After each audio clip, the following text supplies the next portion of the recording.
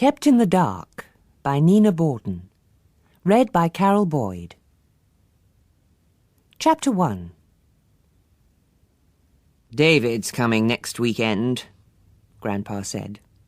He spoke in a threatening voice, as if David was a savage tiger coming to visit them. But that was only his manner. He said things like, "Pass the salt," in much the same tone. And the children, Noel and Clara and Bosie, sitting at the breakfast table and trying to eat lukewarm, lumpy porridge, were too busy thinking about what was happening to them just at that moment to pay much attention to what might be going to happen.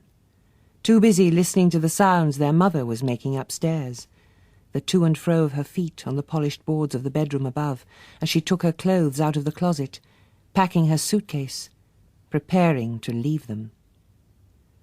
"David's coming, didn't you hear me?" Grandpa crackled the thin single page of the letter and glared at their grandmother over his spectacles. Clara and Bosie hunched their shoulders, heads bent over their plates of horrible porridge. This was nothing to do with them.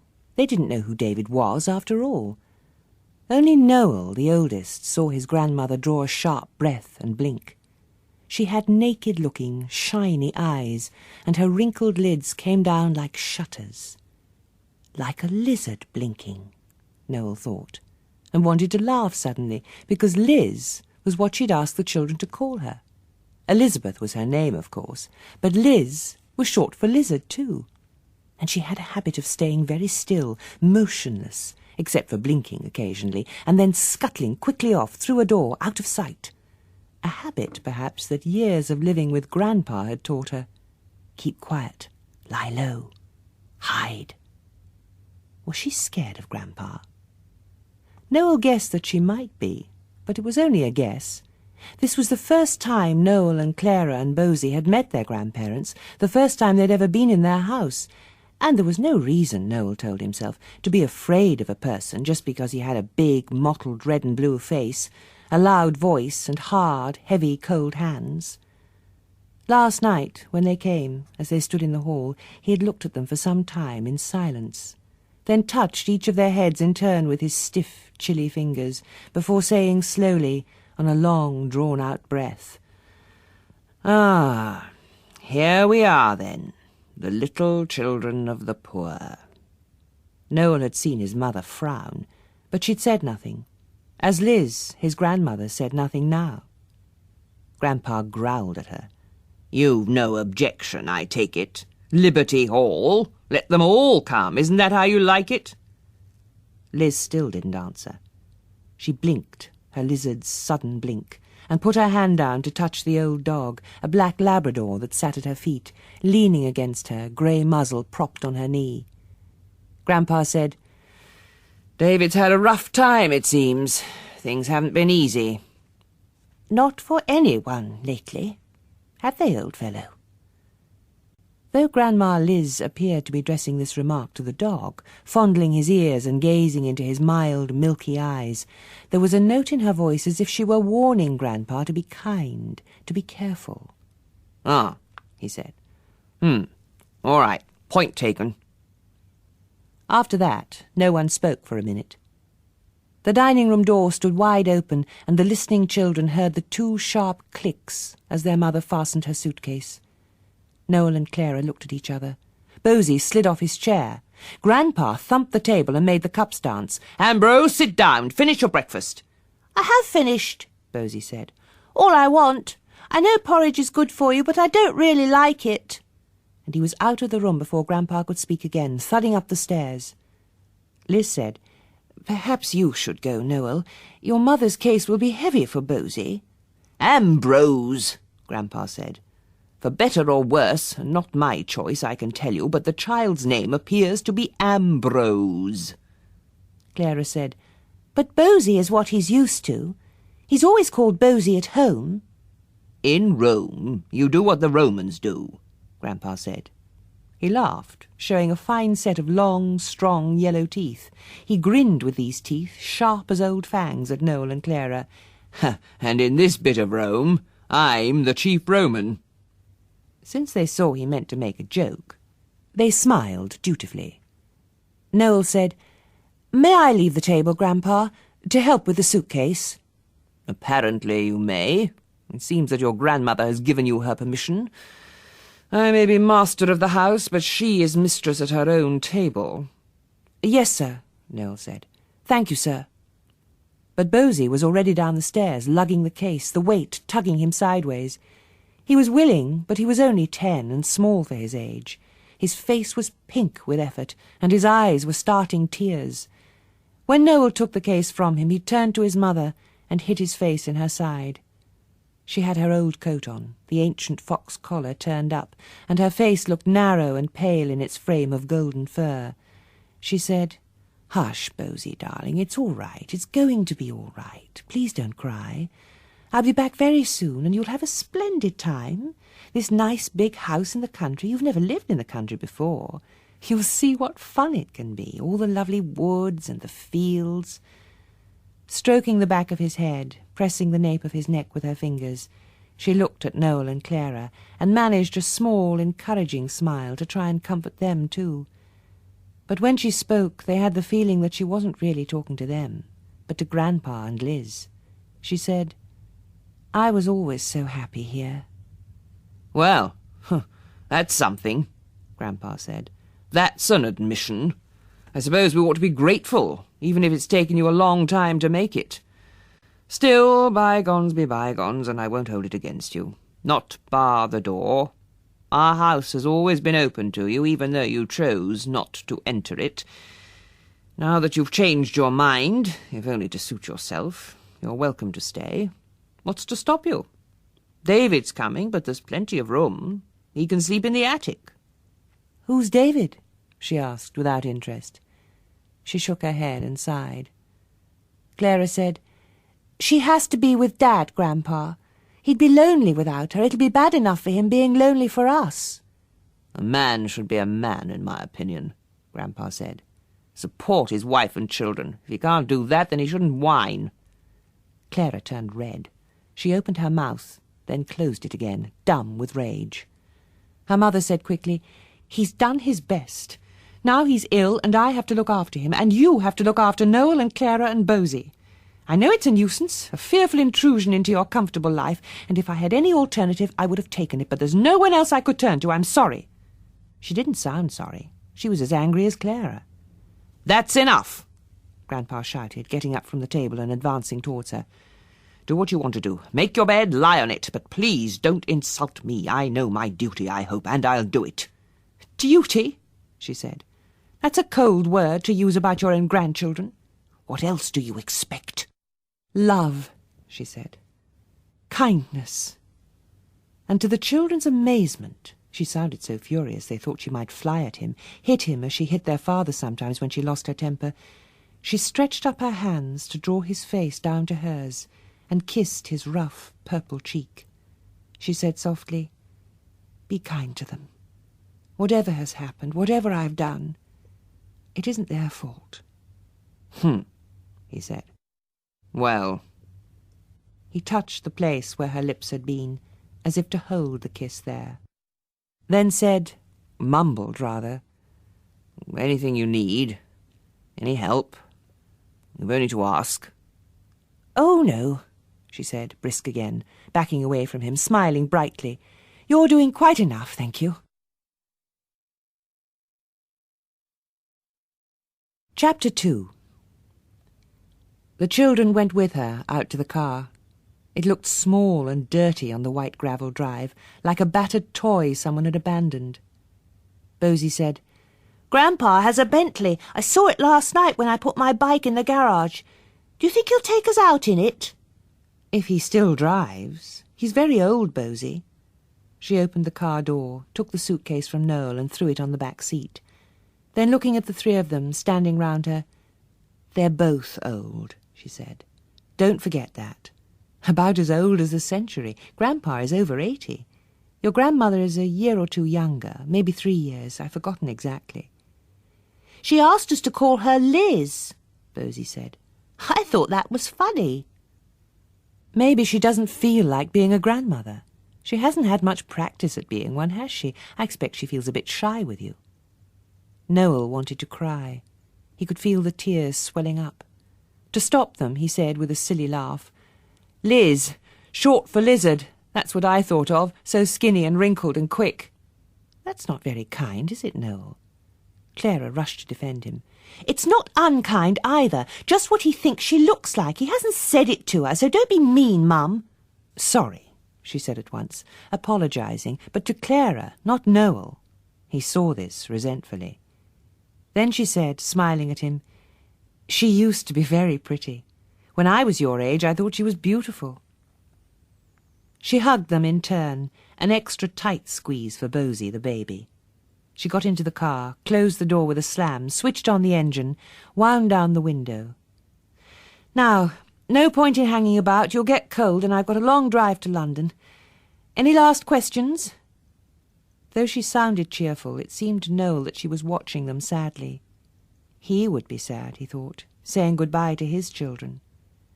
Bosie said, "How long do we have to stay?" "You know that, Bosie, dear. I've already told you. Until Dad is better. Until he's out of the hospital and one of us has a job." "We could have stayed at home," Clara said. "You could have gone to London to be near Dad in the hospital, and we could have looked after ourselves." "It wasn't suitable," her mother said. "Even if we could have afforded to keep the house on, children have to be properly cared for. You're lucky to have grandparents willing to do it." She regarded them half sternly, half teasing. "So please, behave well. They don't have to like you, so you'd better try and be nice and agreeable. And stop pulling faces, Bosie. This includes you. Don't pull faces at Grandpa, or behind his back either, and keep your fingers out of other people's purses and pockets." "I stopped stealing last year," Bosie said, "on my birthday." "Well, don't start again, for my sake. Your grandfather would blame me and Dad, say we should have brought you up better. And Clara," she looked at Clara, eyes dancing, "Clara, my darling, don't swear, and try not to rant and rage every time you think something's wrong or unfair. You can't put the world to rights by yelling and screaming." Clara tossed her long hair back, proud of the part her mother had given her. Clara the wild one, the passionate person. Noel said eagerly, "What about me? What mustn't I do?" "Oh, Noel, I don't know." She thought for a moment, then laughed. "Just don't be too good and show up the others." Noel shriveled with shame. Was that all she could think of? To be good wasn't interesting. He wasn't interesting was what she was saying. Not like Bosie and Clara, the little thief and the proud girl with the terrible temper. But he wasn't going to let her see he was hurt. Eyes burning, he said, "I'll do my best, but I can't really tell how I'm going to be. It's so odd, staying with strangers who ought not to be strangers, grandparents, I mean. I know that you and Dad quarrelled with them, but we didn't, did we? Why didn't we ever see them? Didn't they want to see us?" "Yes," his mother said. "Yes, they did." She was quiet, frowning a little, staring through the windscreen. "That was my fault, but I thought I was right.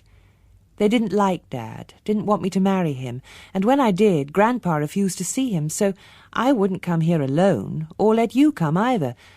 Oh, please try to understand, darlings. If they didn't want us all as a family, then I made up my mind they wouldn't have anyone, and I wouldn't give in." "Well, you've had to now, haven't you?" Clara said.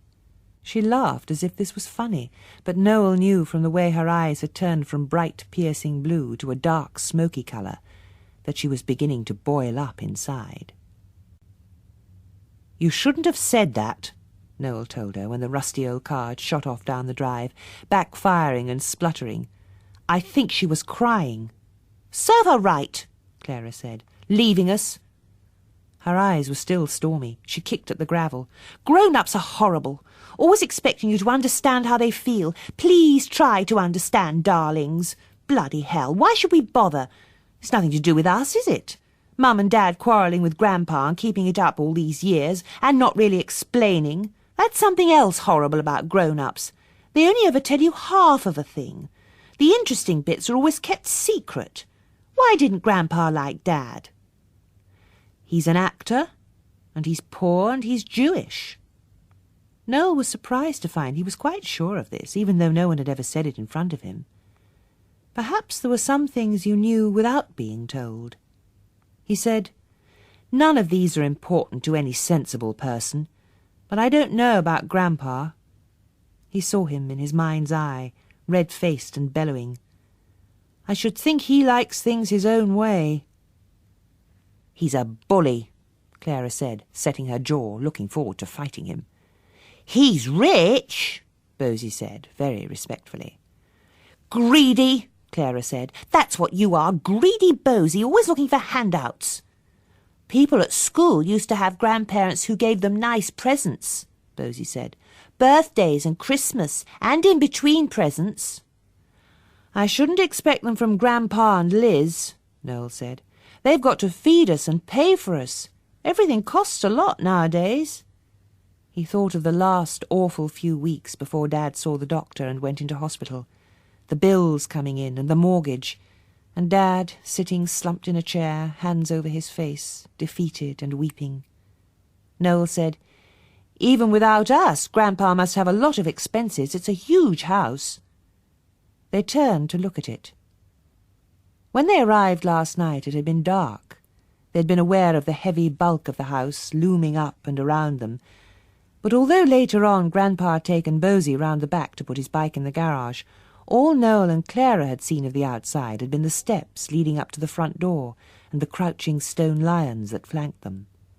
Now they saw the 2 handsome wings jutting out either side, 3 stories high, with tall windows on 2 floors and small ones at the top behind a low parapet.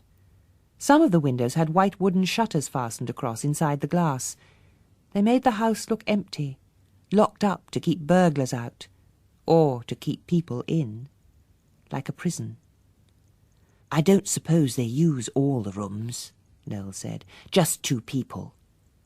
For some reason he found he was whispering, and felt shivery suddenly.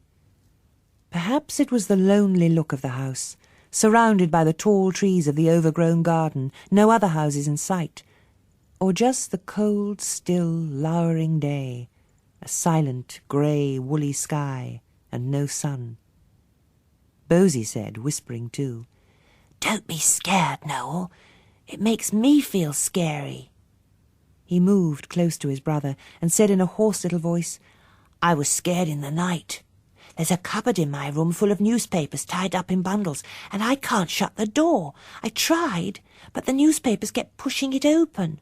And there's an old rocking horse, and it's horribly creaky. It creaked in the night. I woke up and thought someone was riding it. Then I thought something worse. I thought perhaps it used to be Mum's rocking horse when she was a little girl, and it knew she'd come back and wanted to see her." "Silly dope," Clara said. "Dummy." Noel put his arm round him. "If you don't want to sleep by yourself, I expect they'll let you sleep with Clara or me. I'll ask if you like. I'm sure Liz won't mind. I think she's quite nice." "Quite nice for a lizard," Bosie said, giggling. Even though his fears were real while they lasted, they didn't last long once he told someone about them. "The lizard," he said now, his night terrors forgotten. "That's what I'm going to call her." "You mustn't," Noel said. "Mum was right, it's unkind." "He won't say it in front of her," Clara said. "For God's sake, Noel, he isn't a baby.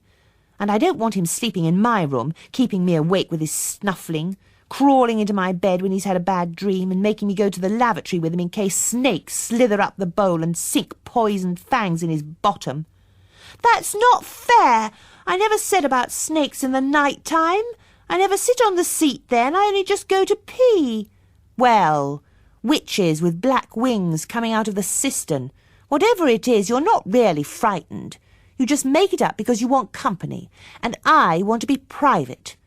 I wish I could have one of those rooms right at the top, right away from the pair of you."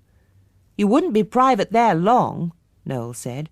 "Grandpa's got this friend David coming. He said he could sleep in the attic." "How do you know he's a friend?" Bosie said unexpectedly. "It didn't sound like it at breakfast." Clara scowled. "That's another hateful thing about grown-ups, carrying on a conversation as if children weren't there. as if we were part of the furniture, deaf chairs and deaf tables, not bothering to explain. I mean, if we did it, talking about someone they didn't know, they'd say we were rude. God in heaven. Don't swear, Noel said. You know what Mum said. Saying God in heaven isn't swearing. It's a prayer. Not the way you say it. Don't you boss me about, teaching me manners. Mum said that too, didn't she? Don't be too good and show up the others. Shut up. Prig, goody-goody, Noel the saint. Shut up, Clara. He turned on her, sick and miserable, shouting at the top of his voice, not caring if anyone heard him. I hate you. I really do. Just at this moment I loathe you. Sometimes, if you shouted at Clara, it stopped her. It stopped her now. She went white as paper. Don't. Please, Noel. I didn't mean it. Bosie said, You shouldn't say things you don't mean. And I don't snuffle at night, only if I have a cold. I'm getting one now, hanging round with you two, fighting. You give me a pain. I'm going to ask if I can have a ride on my bike. He ran off towards the house, hop, skip and jump. Liz opened the front door as if she'd been looking out for him from a window, the black dog on guard beside her. She bent down to Bosie. They saw her put out her hand to him. He'll be okay, Clara said gloomily. You know what he's like. Suck up to anyone when it suits him. I wish I was still young. You're not old, only 12. Too old to be sweet. She chewed on a strand of hair. It was always hard for her to apologize. She had to screw herself up to it. She said in the end with a sigh, I didn't mean to be beastly. It was Bosie acting scared, not really meaning it, just getting attention. It started me off feeling properly frightened. What you said to Mum was quite true. We've been dumped here with strangers. Not that I'm frightened of them, not exactly, I mean. I don't think they'll beat us or starve us. Or suck our blood, Noel said very seriously. I don't think, I can't be sure, mind, but I don't think they're vampires. Clara smiled, but only briefly as a politeness, and that made him feel foolish, cracking silly jokes when he knew perfectly well what she meant. He said, It'll be all right once we've been here a day or two. Got to know them. It's only not knowing that's frightening. Chapter 3. By the evening of that first day they had a better idea of what they were in for, or thought they had, anyway. I quite like it here, Bosie said, riding the creaking old rocking horse, feet in the worn leather stirrups, hands on the red wooden mane.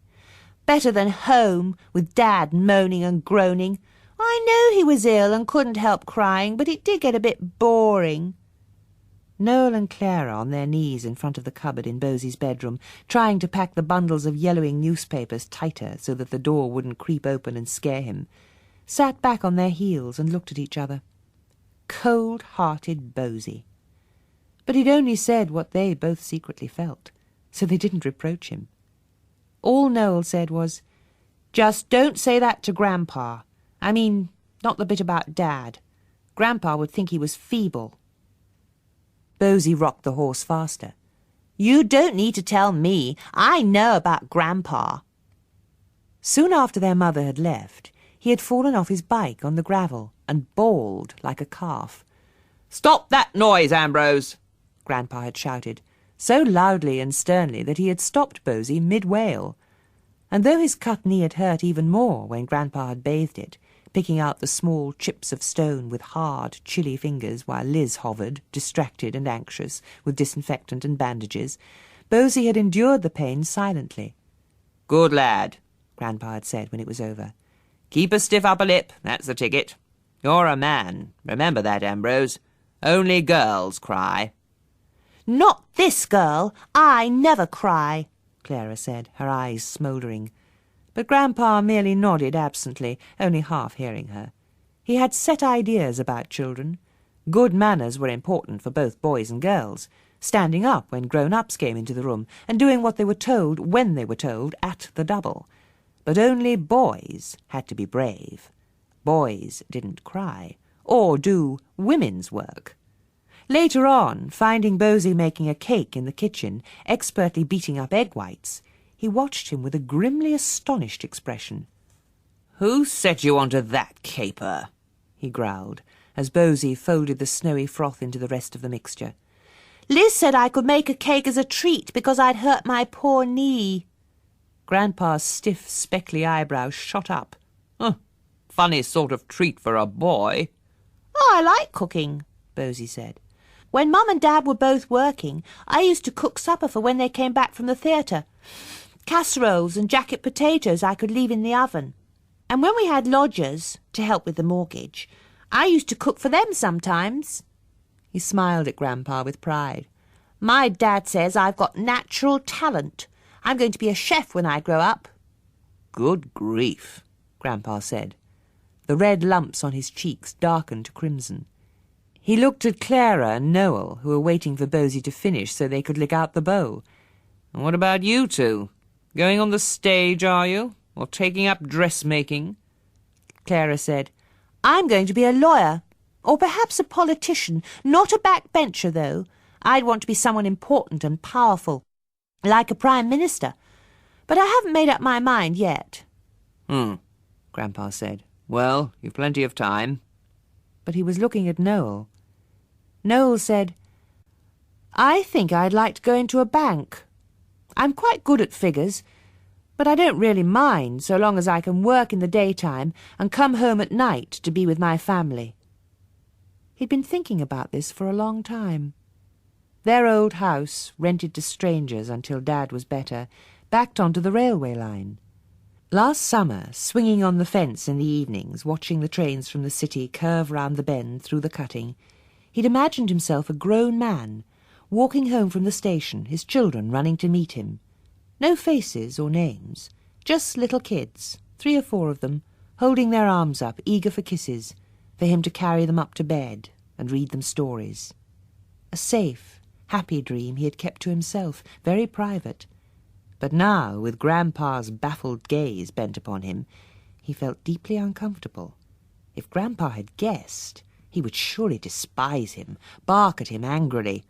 A children's nurse, is that all you want to be? God almighty.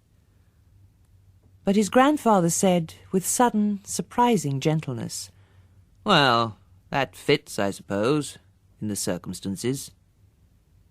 When he had left the kitchen, Clara said, Oh, you are a slimy creep, Noel, making him piteous. Poor little children left alone every night, having to cook their own supper, put themselves to bed, wicked parents out at the theatre. That's not fair. I didn't mean it like that, and you know it. So did he, I expect. He knows Mum and Dad have to work in the evenings. It's their job being actors. Not a man's job, though, Clara giggled. Not according to Grandpa. I should think you'd have to be a soldier to please him, something rough and tough, real hard, dangerous work like being on an oil rig, or a coal miner, or a racing driver, Bosie said. If I get bored with cooking, I think that's what I'd like to be. Grandpa had been a soldier, fighting in 2 world wars, but he'd never worked on an oil rig or down a coal mine. As a boy, leaving school at 11, he'd worked for a milkman in the East End of London, getting up at 4:30 in the morning, helping to push the milk cart and ladle the milk from the churns into cans. After the First War, he'd earned his living as a mechanic, taking exams at night school, saved his wages, and after the Second War he had started his own motorbike factory and made a fortune. Pulled myself up by my bootstraps, he told the children. Started with nothing except my 2 hands. Owed nothing to nobody. Never out of work during the Depression. Hard work and character, that's the right ticket. Even when they'd heard this so often they could have said the words for him, they listened respectfully. He wasn't boasting, they decided, just telling them what his life had been like, making up for all the years he'd not known them. And although it was tedious sometimes, hearing the same thing over and over, and he could still alarm them by a sudden barking command or an outburst of temper, they soon knew more or less how to treat him. After his midday nap was an angry time, and it was best to keep quiet then, keep away from the front hall and the door of his study, and go to their rooms by the narrow back stair that led up from the washroom behind the kitchen. He was old, he was crotchety, but so were lots of grandfathers in the books they'd read, and they felt fairly comfortable with him. They were much less comfortable with Liz. Even though she was kind, producing books and games that had belonged to their mother out of an old chest in the attic, and letting Bosie make cakes when he wanted, she never stayed to play a game with them, never talked, never asked questions. She was all angles and nerves, and so shy, preferring to talk to the dog, to old half-blind Nero, than directly to people. Perhaps she was just being shy to begin with, as their mother had said she might be, but it made them uneasy. They called her the lizard, but she was more like the ghost of one, scared by its own meagre shadow. But just when it began to seem there was nothing more to her, or if there was, that she didn't want them to know it, she flew into a passionate rage with Mrs. Battle, the housekeeper, and accused her of stealing. Chapter 4. Mrs. Battle came 4 days a week, Tuesday to Friday, arriving at 10 in the morning in a bright red new Volkswagen and leaving at 6. She cooked lunch for the children, eating with them in the kitchen, while Grandpa and Liz had sandwiches and milk in the study, and laid a cold supper for them all in the dining room. She was a tall, heavy woman, with a fuzz of red hair in tight curls, and large, gleaming eyes that were the pale grey of fish scales. She showed a lot of pink gum when she laughed, which was often, though not always, when something was funny. She laughed when she first met the children, displaying her gums and a flash of gold in her back teeth. "We'll get along, don't you worry," she said when Liz introduced them. "Extra work, naturally, but that's never worried me. As long as I get no complaints about other things being skimped, I've only 2 hands, you know." Liz, standing in the kitchen doorway with Nero beside her, touched the dog's head. "Not many people have more than 2 hands, Mrs. Battle, and I don't think I've ever complained. Your work has always been satisfactory." Her voice was unusually clipped and clear, but as soon as she'd spoken, she darted away, the dog padding after her, and Mrs. Battle winked at the children. My, she said. "On our hind legs this morning, aren't we? Quite the Duchess. How are you getting on with your grandmother? Bit sharp with you, is she?" "Not at all, Mrs. Battle," Clara said rather stiffly. "We get on very well with her, thank you." "Call me Batty, dear," Mrs. Battle said. "Don't be formal. Start as you mean to go on, and I like to be friendly." "Batty!" Bosie squealed suddenly, doubling up as if he had a pain in his stomach. "Our father is batty, gone crazy." "No, no," Mrs. Battle said. "That's not a nice thing for a little boy to say about his poor daddy." But she was smiling. Bosie turned scarlet. "He's had a nervous breakdown. That's what Bosie means," Noel said quickly, feeling embarrassed because a nervous breakdown didn't seem like a real illness, somehow. Not something you could talk about like appendicitis or measles. He was sorry for his father, but a bit ashamed too. Mrs. Battle pulled her face straight. It seemed an effort for her to look solemn. She said, "Oh, dear me, nerves are a terrible thing. Once you've started, you never really get rid of 'em. Your poor grandmother suffers, you know. I have to remind myself, because she's not easy to work for. Many a time I've said to myself, 'That's enough, Batty, you don't have to take it.' But then I think, poor old soul, how will she manage? If I give him my notice, he'll step in. Your grandparents aren't popular, I'm afraid, down the village. Too much of this." She pressed a finger on the end of her nose and tilted it upwards. "Think they're too good for the rest of us, that's my meaning. Though, as I tell everyone, they're just old. If they want to keep themselves to themselves, it isn't a crime." She gave one of her pink, gummy laughs. "Big-hearted Batty, that's me." She sang round the house as she worked, making a noisy clatter with brooms and pans, leaving little puddles of dirty water on the tiled floor of the hall, energetically polishing furniture with a frayed, greasy rag. "Just a lick and a promise," she cried, bursting into the children's rooms and whirling round with an old vacuum cleaner that seemed to puff out more dust than it ever sucked in. She was rough and ready, but she seemed jolly enough, quite friendly and kind, until the day that Liz lost a pot of face cream and her temper. That was on Friday. The fish van came on Fridays, and Mrs. Battle had made a flaky fish pie. She was a better cook than she was a cleaner, and they were finishing their second big helpings when Liz flung open the door of the kitchen. For once, the dog wasn't with her. She was breathless with agitation, her bony chest heaving, her lined face twitching restlessly. "Why did you steal it?" she shouted in a harsh, angry voice. "Tell me at once, Mrs. Battle, what have you done with it?" "Are you calling me a thief?" Mrs. Battle said calmly, not moving from her place at the table. "You'll be sorry for that later on. What am I supposed to have stolen?" "My face cream, a large pot with a gold lid." Liz wrung her small hands. "It's not where I left it." "And where was that, dear?" Mrs. Battle smiled, a small, secretive smile, slightly sneering. "Or can't you remember?" "Of course I can remember," Liz wailed, frenzied now, on the verge of tears. "I've been looking and looking." "Look a bit longer and I dare say you'll find it," Mrs. Battle said. "Unless the fairies have taken it." She winked at the children as if she were sharing a private joke with them. Liz gave a strangled cry and ran from the kitchen. Bosie laughed. It was only nervousness, but Clara looked at him sharply. She said, "Bosie, have you been up to something?" He shook his head. Mrs. Battle said, "She's always losing things. Lose her own head one day. Why turn on your poor little brother?" "Oh, I steal sometimes," Bosie said cheerfully. I used to when I was young. I used to take things that I needed. But I don't need face cream."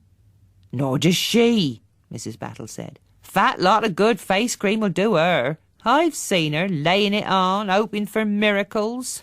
Vain, silly old woman." Although it did seem ridiculous, the idea of the lizard anointing her dry, wrinkled skin, as if she could smooth it out and make it young again, the children looked down at their plates without smiling. When they looked up, Mrs. Battle was laughing, her pale eyes rolling in their sockets like wet, shiny pebbles. "Come on now, don't look so miserable. Old people are full of stupid fancies. They fly off the handle one minute and forget it the next. Best thing is to do what I do and pay no attention." They were almost convinced. But after lunch, when they'd finished their ice-cream dessert and gone quietly up the back stairs as usual, they stood on the landing and listened. They could hear Grandpa snoring downstairs in his study, a low, steady rumble punctuated with little, sharp snorts. And from Liz's bedroom, small sighs and whimpers. They stood outside, hesitating. Clara whispered, "We could help her look. Do you think we should, Noel?" He went reluctantly into the room, Clara and Bosie behind him. Liz was sitting at her dressing table looking at her face in the mirror. It was a theatrical mirror, with lit, naked bulbs all round it, and in this clear, unshadowed light Noel could see why he had thought, when he first saw her, that she was like a lizard. She had almost no eyebrows or eyelashes, and without them her dark eyes looked skinned. She didn't seem surprised to see Noel. She blinked at him in the glass and said with quiet desperation, "I know I'm old, but I'm not senile yet. The jar was here, in front of the mirror this morning. I didn't move it, but she's been here cleaning, or what she calls cleaning." "Perhaps she tidied it up," Noel said. "Put it some other place when she was dusting." He couldn't think where. The room was a mess. Clothes scattered on the chairs, on the floor, on the rumpled bed where Nero lay sleeping, and all the drawers open, spilling out silk scarves and fur tippets and stockings and underwear, as if Liz had been scrabbling frantically through them. Bosie and Clara began picking up clothes, looking under the bed, in the cupboards. Noel went into the bathroom. The bath had a grubby line round it, but the floor was still damp, and a smelly wet mop leaning against the wall by the basin suggested that Mrs. Battle had been here. Noel looked vaguely round, wondering. There was nothing in the medicine cabinet but bottles of pills and a tooth mug, and on the shelf over the bath, soap and lavatory paper. But the shelf was deep. When he climbed on the rim of the bath and moved a packet of Kleenex, he saw the jar at the back, a squat glass jar with a gold screw-top lid. He jumped down, feeling triumphant. Although it was silly of Liz to make such a fuss about a small thing, it clearly wasn't a small thing to her. He ran to the bedroom. "Is this it? I found it on the shelf." "Oh!" She held it in her hands for a moment before she put it down on the dressing-table. "Thank you, Noel. How silly of me. I must have left it there and forgotten." She smiled up at him. "Oh, I'm a foolish, forgetful old woman." Something was puzzling him, flitting about on the edge of his mind. He couldn't quite pin it down. He said, "It was right at the back of the shelf. You couldn't have reached it." Then the truth hit him. She was too frail and shaky to climb on the edge of the bath. He saw that her hands were shaking now, clasped in her lap, and guessed why. He said, shocked, "It was tucked away, hidden." She sighed. She said in a soft, ashamed voice, "Mrs. Battle hides my things sometimes. She likes to make me seem stupid." She gave a little forced laugh and looked beyond Noel at Bosie, who was staring round-eyed. "Oh, don't look so startled, dear. All's well that ends well. It's just a game she plays sometimes." "I don't think it's a game," Clara said. "I think it's most terribly mean. A person who could do something like that is rotten right to the core. I'm going straight down to tell her we found it." "No," Liz said. "Please." She put out her hand as if to touch Clara, then let it fall to her lap. She said, "She'll leave if we say anything to upset her, and what would we do then?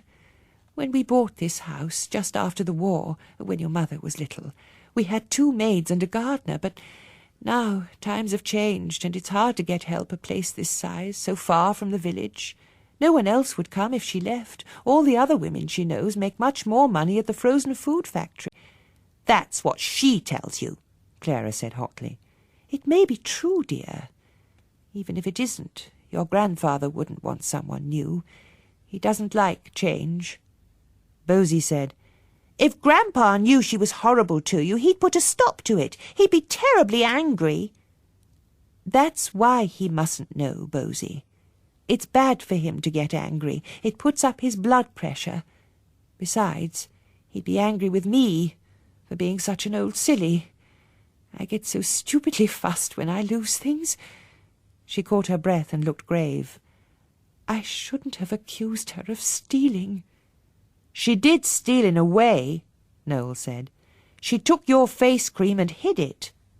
"That was just teasing, dear. If I hadn't lost my temper, she'd have put it back later on, without saying anything." She sounded quite composed now, as if that was all that had happened. She had been an old silly because she'd forgotten the rules of the game that Mrs. Battle played with her. A weird game, a cruel game. Clara said, "Taking things and hiding them and pretending you haven't is frightening. She frightened you." She said, apologetically, as if this was her fault, "Well, a bit, perhaps. It's part of getting old, really. You get old, you get frightened. Most of the time, for no reason." The children looked at her. Bosie said, "Are you frightened of us? I mean, were you frightened when we first came?" She regarded him seriously. "No, I don't think so. Only worried that you mightn't like me. I thought, my grandchildren coming, what will they think when they see this little old scrumpled-up creature?" She gave a sudden, bright, merry laugh, and they saw that before her skin crinkled up she must have been pretty. She had a small face with a short nose and a delicate cleft in her chin. A little like Clara, Noel thought, surprised. Like Clara grown old, and without her fierce look. Liz said, "I'm a vain woman, as I dare say Mrs. Battle has told you. She tells me often enough. Though it wasn't just vanity. I was afraid you'd be so unhappy here on your own, away from your mother, having to go to new schools and live with 2 tiresome old people. I don't know much about children. Your mother was our only child, and we had a nurse for her when she was little. I was nearly 40 when she was born, and your grandfather thought it would tire me to look after a baby. He liked me to dress up and look pretty and young, and I wanted to please him. He was always so good to me." She smiled absently, as if she had slipped back to the past, far away from them. "I was an actress, a chorus girl, when he met me. And that's a hard life, singing and dancing, once you're past your first youth. That's why Grandpa didn't want your mother to go on the stage or marry an actor. He'd hoped for a better life for her. But she was a match for him, determined to do what she wanted. Such a wilful girl, full of temper." "It's the artistic temperament," Noel said, afraid she was criticising. "Oh, I know, dear, but hard to live with sometimes." She looked at him mischievously. "Grandpa and your mother used to be at it hammer and tongs. Too much alike to get on, that was really the trouble. And I'd creep away to my room and put on the gramophone and dance all alone until they'd finished. I like peace in a house." She pulled a wry face, screwing up her small nose like a little girl who knew she'd been naughty but was pleased with herself all the same. "That's why I must go to Mrs. Battle and say I'm sorry I called her a thief. Otherwise there'll be tantrums and a badly cooked supper. Not that I mind for myself. I eat like a bird, always have done. That's how I've kept myself trim. But Grandpa would grumble. And you children like your food, don't you? I know David eats like a horse." She turned on the stool to look in the glass and picked up a powder puff, fluffing it over her face until the powder lay in pale drifts in the wrinkles, humming a little tune under her breath as if it helped her to concentrate.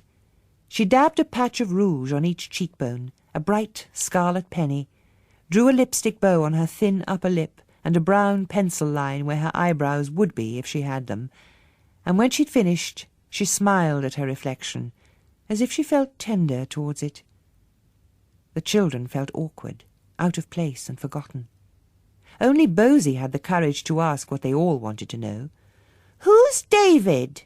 he said as she stood up, smoothing her skirt down and taking a last look in the mirror. Perhaps she didn't hear him, or didn't want to. She clicked her fingers and said, "Come on, Nero, come and help Mother eat humble pie, will you, old fellow?" Nero rose on the bed and jumped heavily down. The painted old woman and the stiff-legged old dog walked side by side to the door. "Is David coming to supper?" Bosie asked as they reached it. But though she did hear him this time, heard him speak anyway, because she turned, smiling sweetly, she didn't answer. "Potty," Clara said when she was out of earshot. "Quite potty." "No, she isn't," Noel said. "She just flips a bit. Her mind hops about. She's just old." "I didn't mean she was potty," Clara said. "I meant the whole thing, the whole potty scene." "It was Batty's fault," Bosie said. "It's Batty who's batty." He pulled an idiotic face, crossing his eyes and dropping his jaw, his healthy pink tongue loose and slobbering. "If you make that joke again, even once more, I'll stitch your mouth up," Clara said. But this horrid threat had no heat behind it. She went on, frowning and thoughtful. "And I didn't really mean potty either. It was the first word that came, but it doesn't fit somehow. I don't know, it's too sort of pretty." "Pretty potty," Bosie said, sniggering. "Don't be feeble," Noel said. "You want something serious, heavier, a bit darker." They considered words, the shape and the sound and the meaning. Bank and bill were hard words, like hammers. Lewd was wriggly and funny. Summer was happy, like singing and picnic. There were safe words and brave words, and words full of danger. They wanted a dangerous word for what had happened just now, for the extraordinary way Mrs. Battle had treated their grandmother, playing silly tricks, sneering, taunting her because she was old and forgot things. Potty was quite the wrong word for that sort of spiteful behaviour. It was too cheerful and tripping, a light, harmless word. It was Bosie who thought of the right one. It formed in his mind, thin, black and snaky. "Sinister," he said, liking the hiss of it and the cold, slithery feeling it gave him. "That old batty is sinister." Chapter 5. Bosie was more on his own than the others. Noel and Clara had been alive before he was born, and for them he would always be the odd one out, Bosie the baby. This was what he felt, anyway, and he resented it sometimes. 10 wasn't so much younger than 12 and 14. The trouble was, he could never catch up. It seemed that whatever he did, they had already done, been there before him. It made him a bit secretive. Exploring the house alone, getting up with the sleepy birds at first light, he was careful not to wake Noel and Clara, and some things he discovered he kept to himself, close and private. He didn't tell them about the nest of mice he found in the old sofa, nor about the gun in the attic. Dawn was just before 7 these cold February mornings. Bosie, pulling on jeans and sweater and padding in his socks from his room to the landing, heard the hoarse whir as the clock in the hall below got ready to strike. No other sound, except Grandpa snoring, different snores from his midday nap, the steady snores of deep sleep, solemn and rolling. Bosie enjoyed the feeling that the house belonged to him, a whole hour before anyone stirred, before Lizzie's alarm went off at 8, and she went down to the kitchen in gold slippers and red silk kimono to make morning tea and let the dog out in the garden. He enjoyed being alone in the large, unused, shuttered room on the first floor, where dusty chandeliers hung from the ceiling, and the shrouded furniture seemed to float like pale, ghostly islands in the creepy half-dark. He peeped under the covers to find heavy, old-fashioned armchairs, pulled faces at his dim reflection in the huge spotted mirrors with carved golden frames, and lifted the lid of the grand piano to touch the yellowing keys. It must have been a room for parties, he thought, a ballroom. But now it smelled musty and dusty. The pretty clocks under glass bells that stood on the 2 marble mantelpieces had stopped long ago, and one sofa, patterned with faded blue peacocks, had a nest of mice in it. He heard something squeaking, and when he lifted the dust sheet, little black shining eyes looked at him brightly. They didn't seem frightened. Perhaps he was the first human being they'd seen. And he remembered stories of prisoners who fed the mice in their cells and made friends of them. "Don't worry," he whispered. "I won't tell anyone. If you'll be friends with me, I'll bring you some biscuits." Although he liked the mice and the ballroom, he liked the attic rooms best, because there was more to see there. He poked about in tin trunks with tarnished brass clasps, and in camphor-wood chests full of clothes that he decided must belong to his grandmother. There were cracked shoes with high, narrow heels and sharp points to the toes, stiff taffeta petticoats, fur wraps smelling of mothballs that had horrid animal heads with bead eyes dangling from them, and bright, slippery dresses. In one of the trunks there were theatre programmes bound up with rotting silk ribbons, and in another a lot of brown photographs of bearded men with fierce faces and ladies in high-button blouses. He found an old straw hat labelled "Dear Father's Gardening Hat," 6 pairs of rusty skates in a cupboard, and a harmonium that wheezed when he pumped the pedals like an ancient man with bronchitis.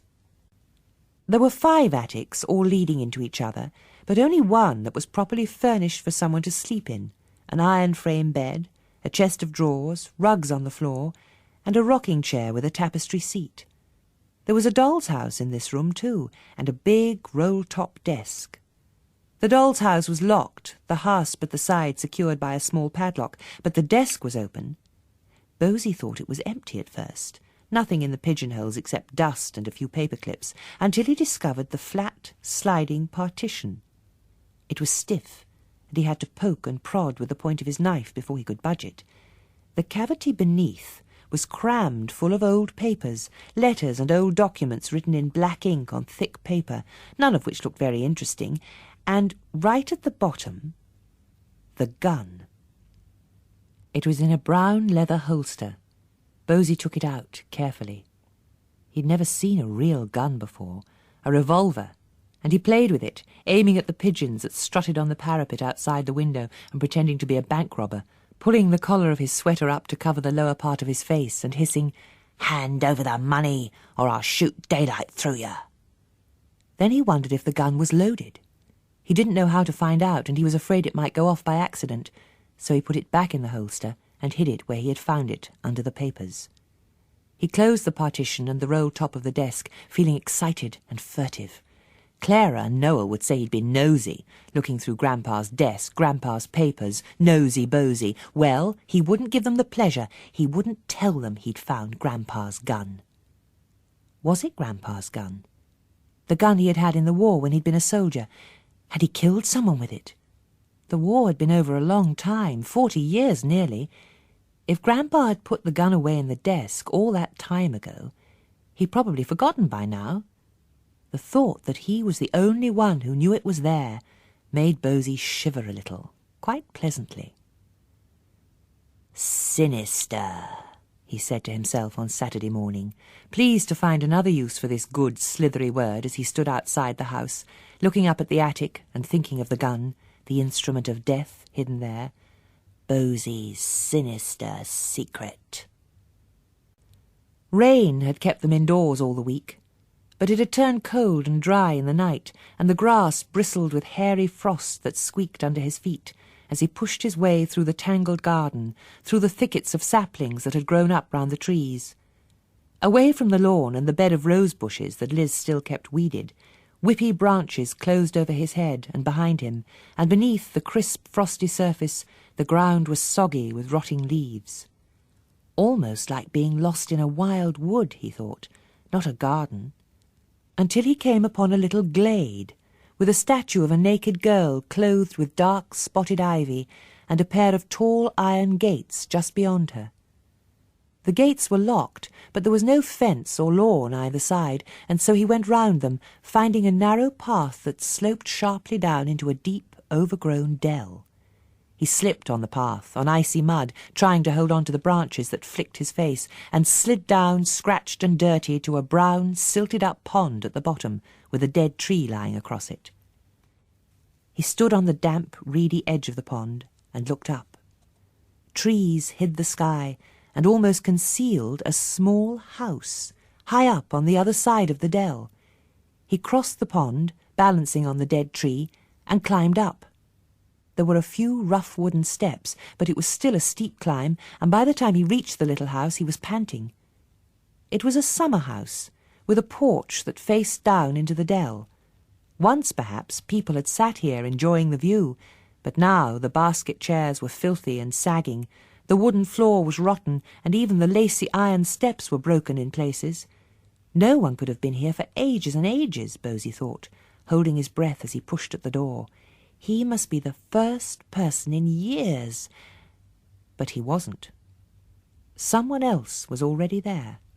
Someone sleeping on an old couch under a blanket, only the top of a curly head visible at one end and a pair of boots at the other. Terror closed Bosie's throat. Just a tramp, he told himself bravely. A poor old tramp, dossed down for the night. Stepping backwards, trying to close the door silently, he stumbled against one of the chairs on the porch, and the sleeper sat up with a grunt, shaking back thick dark hair, staring at Bosie. A young man with a plump pink and white face, blue eyes with long lashes, and a very red, pouting mouth. Not a tramp, Bosie thought. Too young and too clean, and with that rather babyish, pretty face, not at all frightening. He said, "I'm sorry I woke you up. What are you doing here?" "I could ask you that," the man said, "bursting in without knocking." He sounded aggrieved. "I live here," Bosie said. "I mean, I live in the house, with my grandparents. This is their summer house." He looked round him. Swags of dark cobwebs hung from the ceiling, and green mould grew on the walls. Apart from the couch and a couple of croquet mallets propped up in one corner, the small room was empty. Bosie said, "They don't use it. They're too old. That's why it's so dirty. I suppose you thought it didn't belong to anyone, so it was all right to sleep here, but it is private property." The man pushed back the blanket.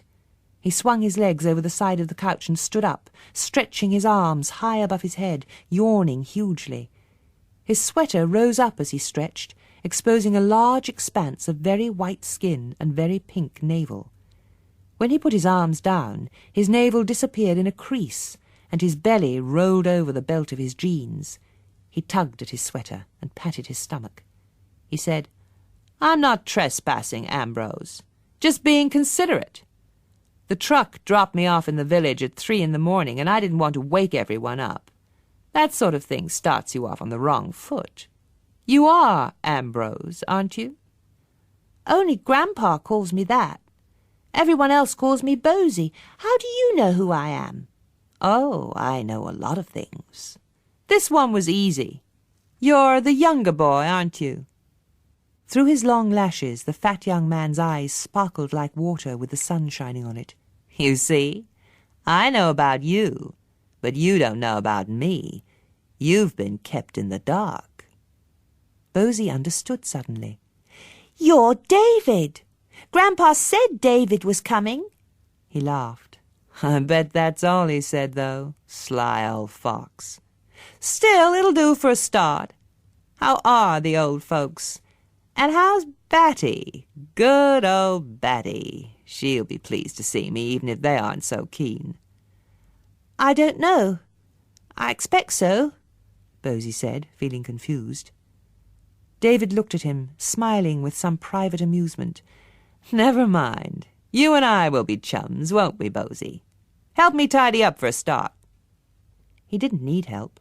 Although he looked big and clumsy, his movements were quick and efficient, folding the blanket, tying it with 2 leather straps and fastening it to a long canvas kit bag that he slung over his shoulder. He picked his jacket up from the couch and banged at the shabby cushions, raising a whirlwind of dust that made them both cough. "This place needs a good clean," David said in a disgusted voice, as they escaped from the dusty room and stood on the porch. "And not just the summer house." He waved a hand at the dell. "Look at that jungle. There used to be more hens come to nest on that pond. Now it stinks like a sewer. I could clean it out, fix it up, the big house as well as the garden, if only they'd let me. But it's always excuses, excuses. That's the trouble with elderly people. They let things slide until it's all rack and ruin. They don't seem to realize they should protect their investment. It's selfishness, really. They think they won't need it much longer, so why should they bother?" His pink and white face had turned broody and sullen, and he seemed to be talking more to himself than to Bosie, who was watching him shyly, wondering what he had meant by investment, but not liking to ask while David was looking so angry. Instead, he said, "If you want to clean out the pond, I could help you. I'm stronger than I look, and I don't mind getting muddy." David looked at him then and smiled slowly. "That's not a bad idea, Bosie. Might be better if it comes from you, though. Tell you what, I'll pick the right moment. You make the suggestion, right?" "Right," Bosie said, a bit doubtfully. David hit him playfully on the shoulder. "You're on, boy," he said. "You and me'll make a good team. Let's get going." Bosie followed him round the back of the summer house, where there was a better path than the steep, slippery way up from the pond. It led them through a shrubbery of towering old rhododendrons to the main drive by the gate. "I never knew the summer house was there till this morning," Bosie said. "You can't see it from the house, only from down in the dell." "Very useful, that," David said. "To tell you the truth, I often camp there without letting them know. I like to keep an eye on things. I reckon someone ought to do that when people get old." He glanced at Bosie, and his expression was suddenly a bit sharp, a bit sly. "That's a secret I'm telling you, mind. I wouldn't want the old folks to think I was spying, though they'd be glad enough to have me close by if something did happen, if there was a fire, or if one of them fell down in a fit." How would David know, Bosie thought, hidden out of sight in the summer house? Still, it was kind of him to worry about Grandpa and Liz. He said, "Of course I won't tell them." "Good man," David said. "Keep it under your hat." They walked towards the house. Liz was at the open front door, wearing her red silk kimono, calling her dog.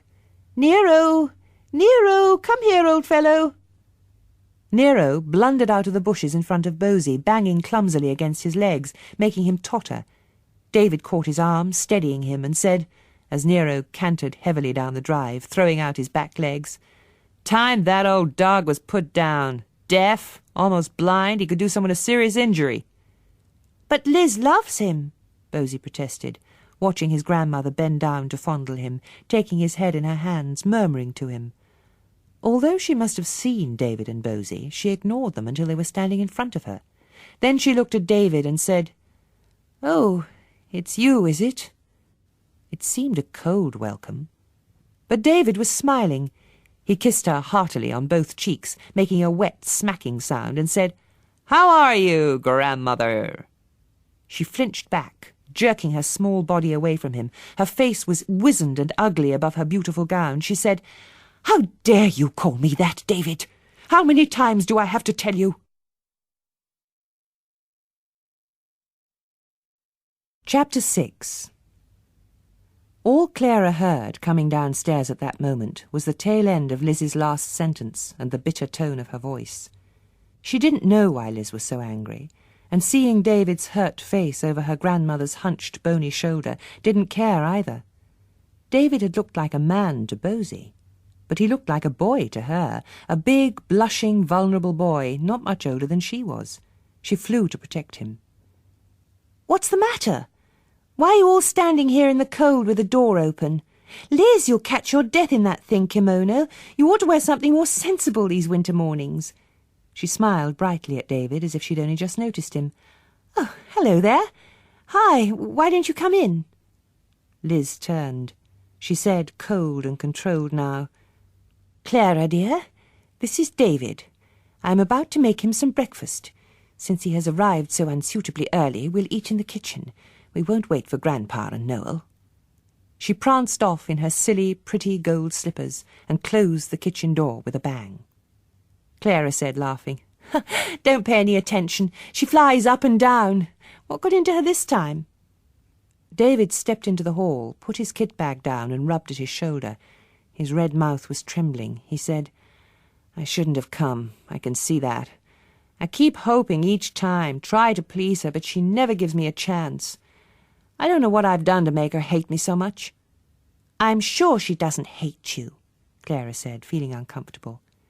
However much someone had hurt her, however bad she was feeling, she would never admit to it openly.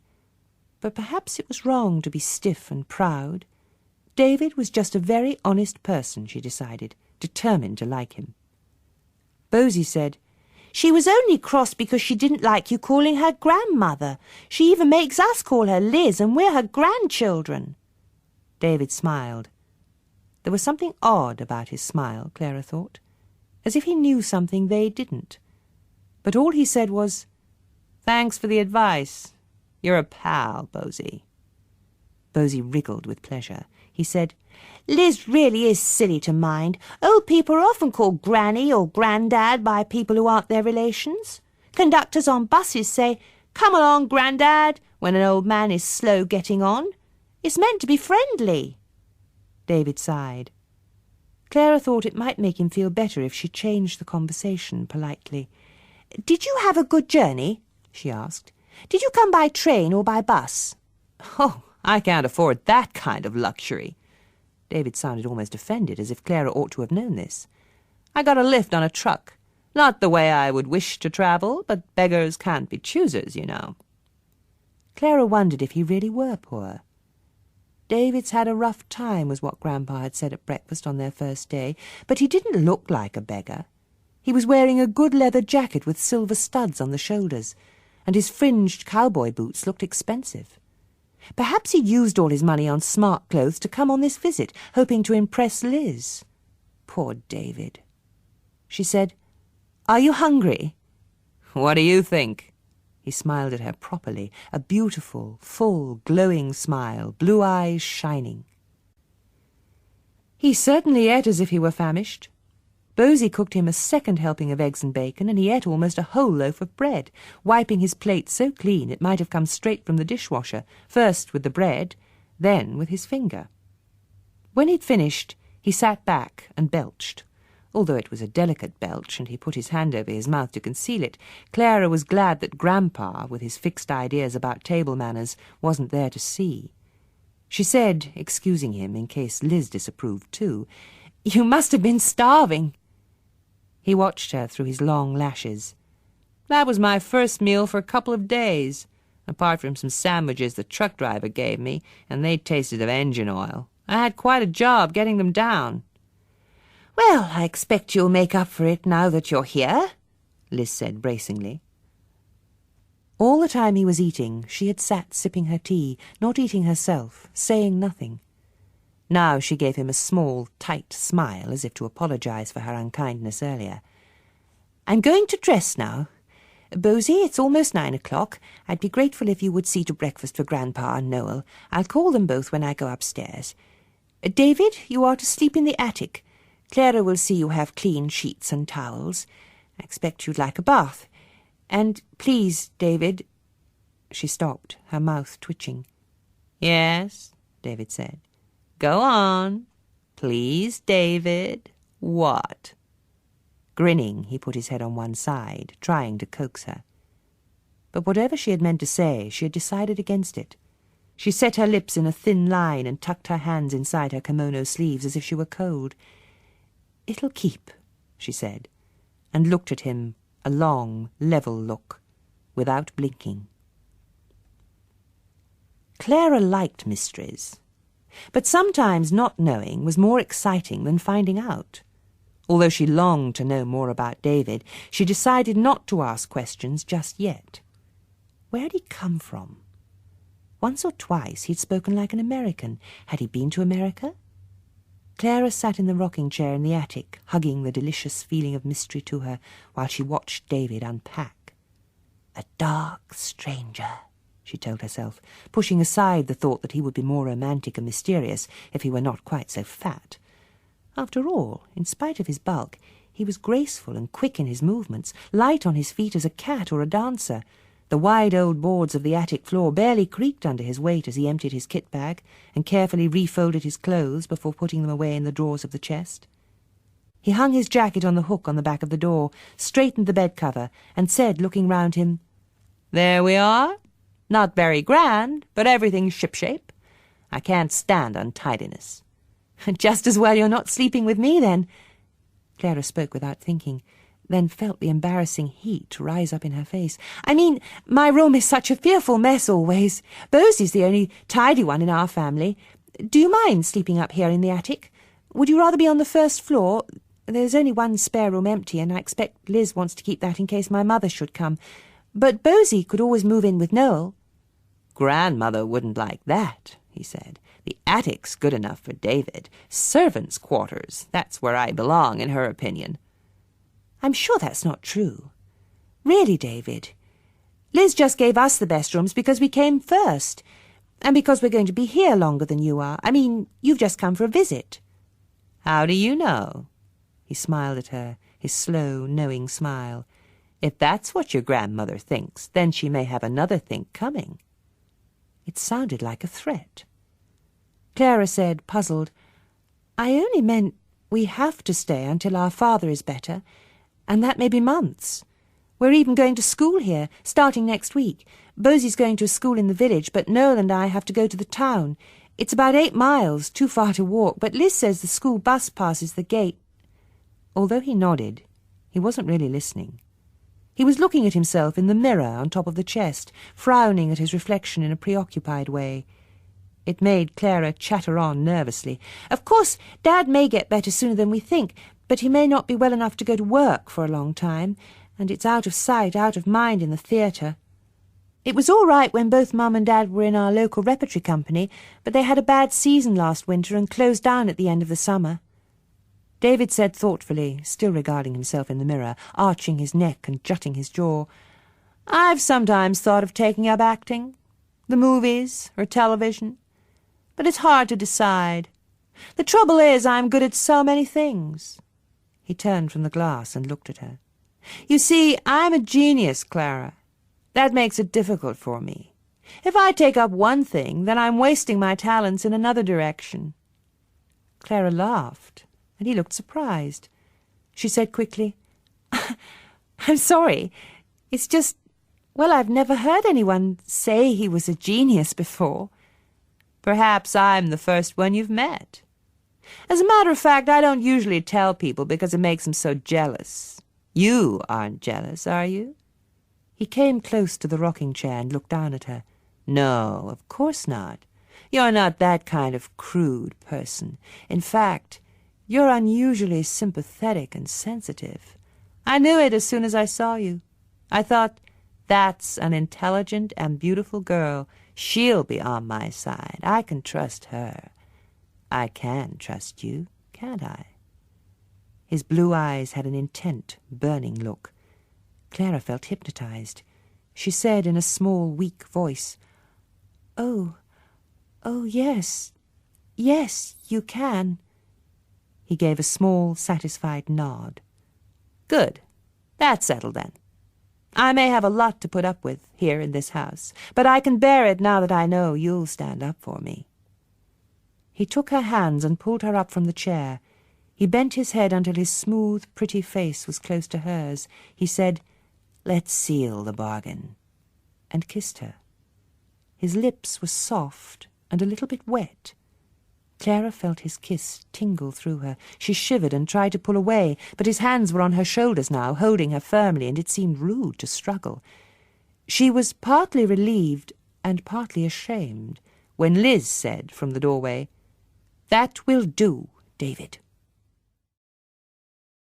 Liz was dressed and made up and wearing a ginger wig, all tight curls and rather too big for her.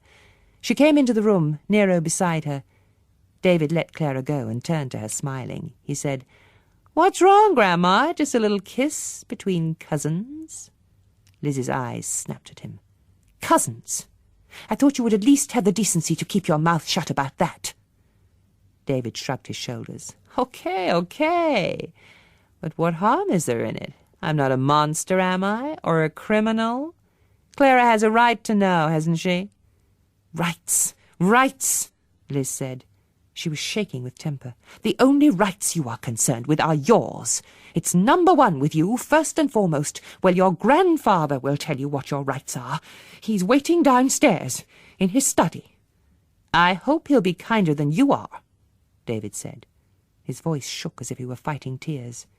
He walked to the door, and the dog snarled as he passed, a low, grumbling snarl, upper lip lifted, his old teeth worn down but still menacing. Liz put her hand down to his collar to hold him. Animals know, she said, half to herself, half to Clara. Clara felt very strange, as if she was outside her body and watching this scene from a long way away. She said, Liz, he can't be my cousin. Our mother was an only child. My only child, Liz corrected her. She sounded as angry with Clara as she had been with David. Then her face sagged into powdery creases, and she sat on the edge of the bed. The dog leaned against her, and she stroked him, lifting his head and looking into his eyes as she spoke to Clara. Your grandfather was married before, married and divorced long before he met me. David is his grandson, his son's boy. Clara took this in slowly. It seemed her mind had gone rusty, as if all its cogs and wheels needed oiling. She said, wonderingly, Then Mum has a half-brother. Liz went on stroking the dog, looking down at him, her face almost hidden by the ginger wig that had slipped down a little over her forehead. Not any longer. He died in a car crash. His wife was killed with him. Clara's mind speeded up, working overtime, everything clicking into place suddenly. Her mother's half-brother would have been her half-uncle. That meant David was right. He was a half-cousin. Here was something else the grown-ups had kept hidden. Indignation swelled up inside her, and she burst out with it. Mum ought to have told us. People ought to know about their relations. It was really mean of her. Why didn't she tell us? Because we hadn't told her. Liz sighed and pushed her wig straight. There was no point in it. Grandpa's first wife married an American soldier during the war and took the boy to the States with her. All those years your mother was growing up, we had no word from them. Your grandfather sent money to start with, but there was never an answer. He didn't even know that his son was dead, or that he had married and had a son of his own, until David turned up, 5 or 6 years ago, and by that time your mother had gone, quarrelled with Grandpa, and left us. She sounded very sad. She said wearily, "You children were born, and I'd never seen you. That hurt me so terribly. And David made the pain worse, calling me grandmother, spoiling the name for me, rubbing salt in the wound, asking questions about you that I couldn't answer, wanting to meet you all, the 3 of you, and your mother. His auntie, he called her." Clara said cautiously, "Why couldn't he meet us? You could have written to Mum." "We wanted to spare her," Liz said. "Spare her what?" Liz looked shifty. She said in a tired old woman's grumbling voice, "Oh, just all this ancient history. Nothing to do with her, all past and gone. None of her business." "David's not ancient history. Mum would have been interested." "We thought she had enough on her plate without that great greedy lout of a boy. Don't keep on, Clara. There are some things best left." She hates him, Clara thought. She really does hate him. It scared and bewildered her, the idea of someone as old as her grandmother hating someone so much. She thought of David, coming to visit his grandparents, longing to meet the rest of his family, needing someone to belong to now that his parents were dead. Oh, Liz was cruel to him, heartless. She said, "Oh, poor David. It must be so lonely being an orphan. We ought to be kind to him." She had pretended to be talking to herself, as if she were alone and thinking aloud, gazing out of the window, and was startled when Liz cackled suddenly. Not a real laugh, a dry sound. When Clara turned to look at her, she saw she was smiling, a small, sly, crooked smile. She said, "Do you think I haven't tried, little Miss Charity?" Chapter 7. Noel was slower to make friends than Clara and Bosie. While they bounced all over David, eager as puppies, he stood back, watching. Wary of David to start with, a bit annoyed by his boastful talk, by Sunday evening he was both puzzled and frightened. Sunday afternoon, David and Bosie started clearing the pond, digging out weeds and mud, or rather, Bosie was digging. As he sloshed about, throwing spadefuls of stinking mud up on the crumbling banks, David leaned on his shovel, keeping himself clean and dry, and shouting encouragement. "That's right, Action Man!" So that Bosie, pink with pride, worked even harder to please him. Not to much effect, though. Most of the mud he dug up slid straight back into the pond, as Noel pointed out when he went to look. But Bosie ignored him, and Clara said, "Don't interfere, Noel. David knows what he's doing. Why do you always spoil everything?" Liz was standing by the summer house. She was wearing a fur coat and an enormous fur hat. Beneath its wide brim her face was pinched up and sour. When Noel toiled up the path from the pond, she said, "Had enough, have you?" Noel shrugged his shoulders.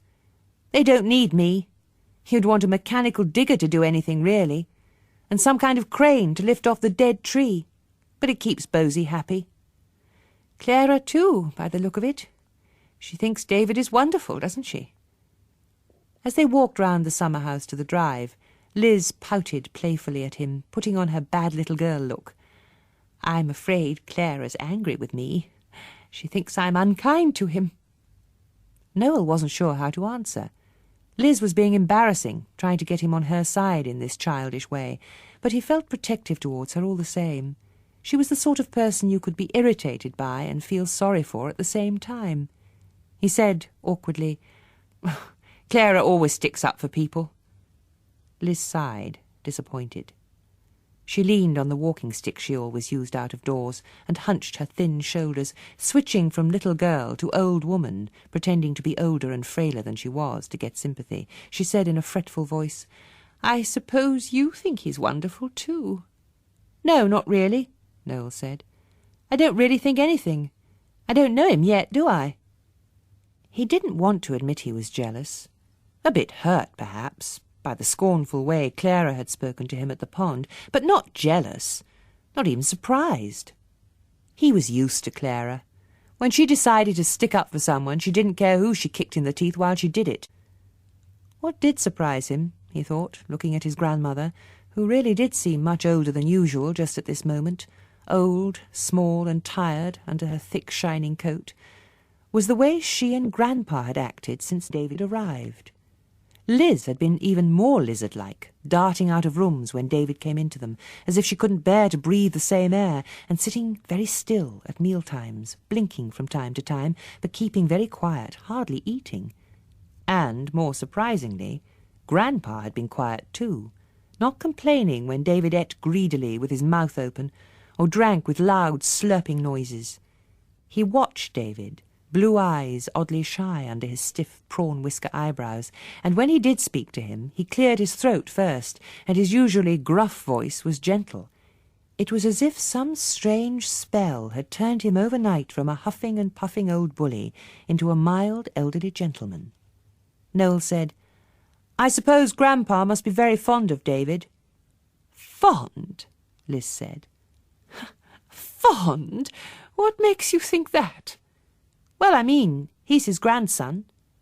"Duty," Liz said. "He's a great one for duty, your grandfather." But it wasn't as simple as that, as Noel discovered that evening. He was in Grandpa's study, waiting for Grandpa to come and play chess with him, setting out the board and the pretty ivory pieces, when David came in. He went straight to Grandpa's liquor cupboard and took out a bottle of whiskey. He'd lifted it to his lips and was glugging down a fair swig when Grandpa appeared in the doorway. Noel saw his lumpy cheeks darken and held his breath, waiting for the explosion. But to his astonishment, Grandpa turned and shuffled away in his old carpet slippers without saying anything. David hadn't seen him, too busy drinking. He sat down in Grandpa's chair, holding the bottle between his knees. He was glowing and scrubbed from his shower, wearing black jeans and a black T-shirt with a white-winged devil etched on it. Little light bulbs in the devil's eyes and at the tip of his wings flashed on and off. David showed Noel the battery he had in his pocket. He said, "Cunning, isn't it? Want a game of chess? I warn you, I'm a bit of a champion. International class. But I dare say I could hold back, give you a chance." "I'm waiting for Grandpa," Noel said, and felt himself blush. He was ashamed for his grandfather, creeping away from his own study door as if he were afraid to come in, and ashamed for himself because he'd seen it. He hoped Grandpa hadn't noticed him, sitting quiet by the fire. "Okay," David said. "Another time, right?" He lifted the bottle and took another long glug of whiskey. Noel watched his Adam's apple bob up and down his plump, creamy throat as he swallowed. David belched, patted his stomach, and said, "That's the medicine. That hits the spot. How about you?" He held out the bottle. Noel said, "I don't drink. And besides—" He stopped, feeling nervous. "Besides what?" David burped again and beamed at him blandly. Noel tried to sound calm. "I only meant Grandpa doesn't like us to take things without asking, especially not from his study. We're not even allowed to turn on the television or look at the books without his permission." "Scared, are you? Oh, come on. What can he do to you, an old guy like that?" "I'm not scared," Noel said coldly. "Only polite." "And I'm not. Is that what you're suggesting? Just because I hit the whiskey after a hard day's work?" David laughed, not very pleasantly. "Look, let's get things on the level. This is my home, so I've a right to come and go as I please, take a drink when it suits me. More right than you, really. You've got a home and folks of your own. My mother and father are dead." "I'm sorry," Noel said. "Well, I've had to get used to it. You think a bit, though." David gave a long, gusty sigh. "Put yourself in my situation. How would you feel in my place? Coming over here, just a raw kid of 18 the first time, all keyed up and eager to meet what's left of your family, and finding you aren't all that welcome. Oh, the old man's been generous, I don't deny that. Write a check soon as asked for it. But that's nothing to him. He's loaded, right?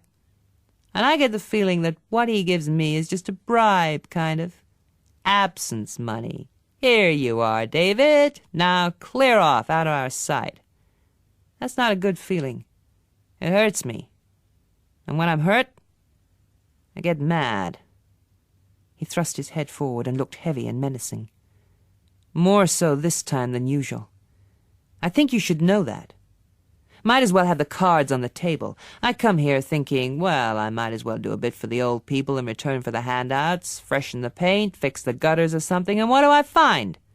The three of you, settled in, grandparents fussing around, nothing too good for you, and that really does bug me.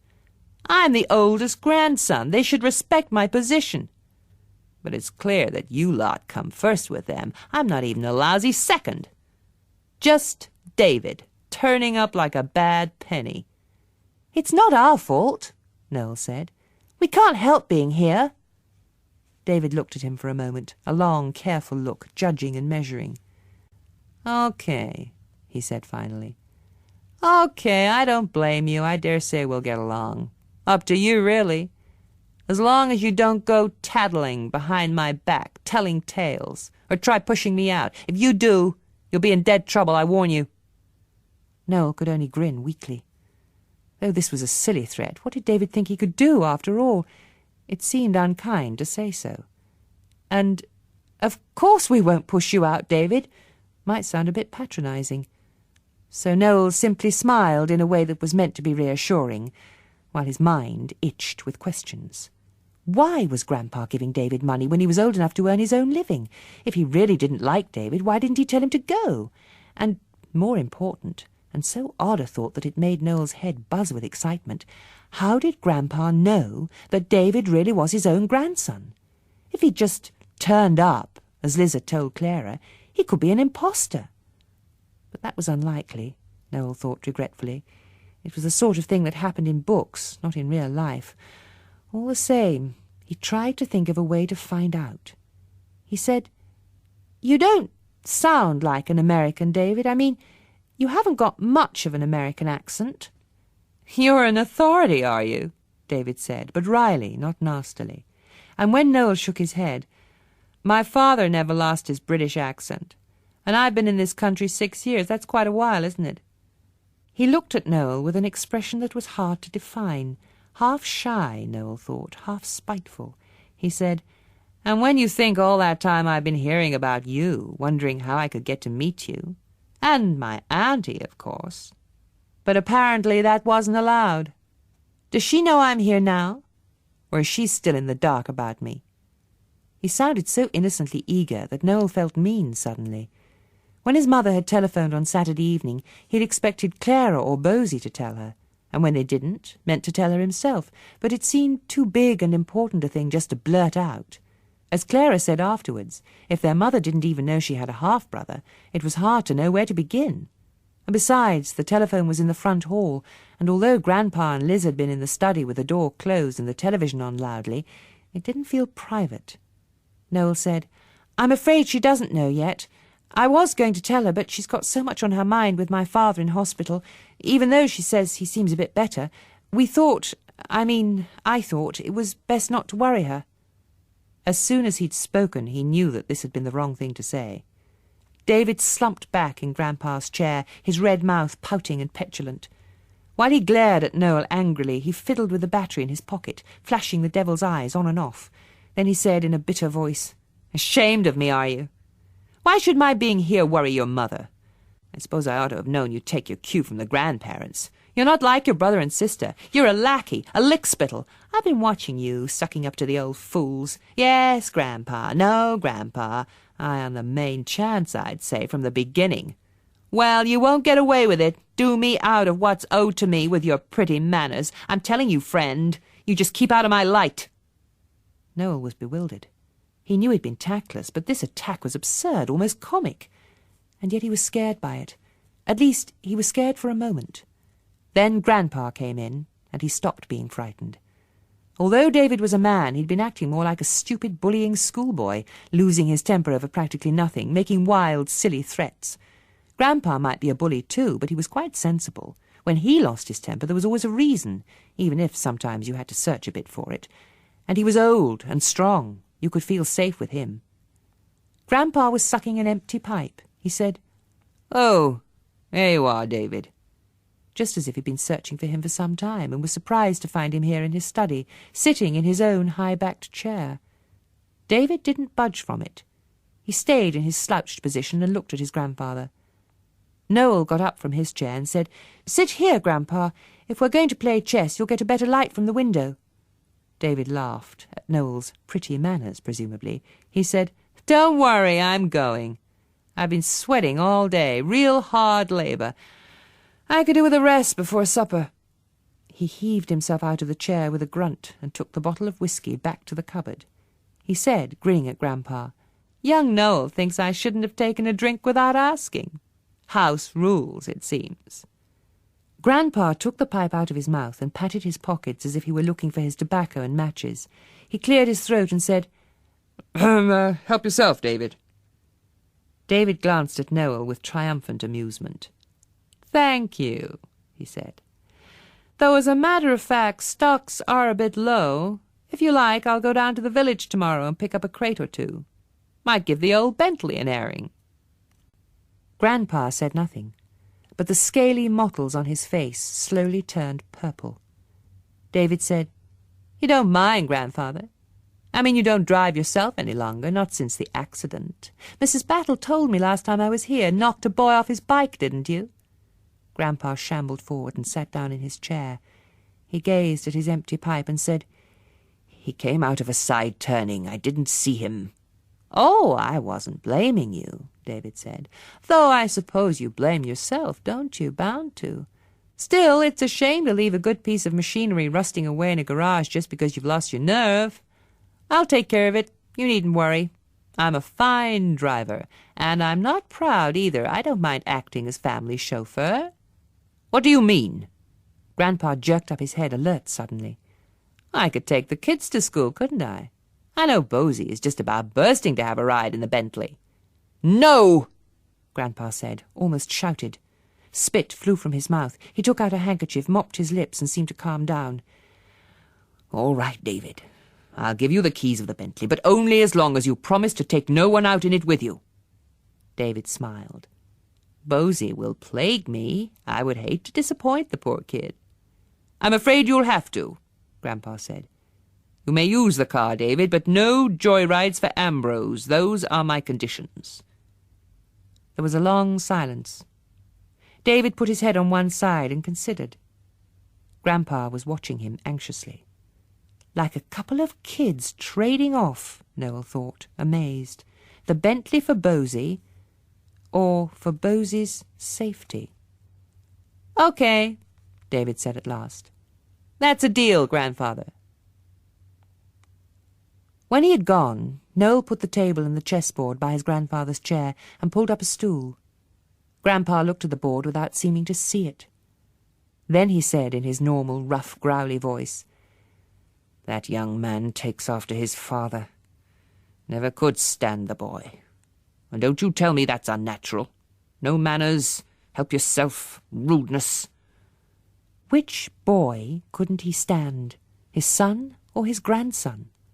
Noel wanted to ask, "Why do you let David be rude to you?" But seeing the sad droop of his grandfather's face, the shake in his veined hand as he picked up a pawn, he thought it would be cruel to ask that kind of question.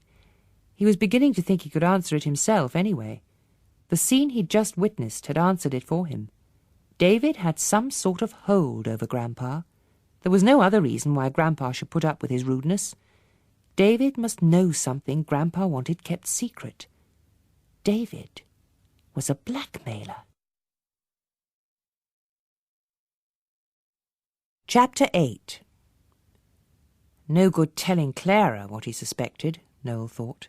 Even if he managed to convince her there was some truth in it, she would fly to David's defence, find some excuse for him. As she did when he told her about Grandpa's whiskey. She tossed her hair back and stamped her foot like an impatient pony. "So what? David's a man, not a boy. He's been here lots of times. Why shouldn't he have a drink when he wants one? And Grandpa said he could help himself, didn't he? That's what you told me." As he'd reported it, Noel thought, it did sound fairly reasonable, but what was said was one thing, how it was said quite another. He tried to explain this. "You weren't there, Clara. David was sort of bullying Grandpa." "Tit for tat," Clara said.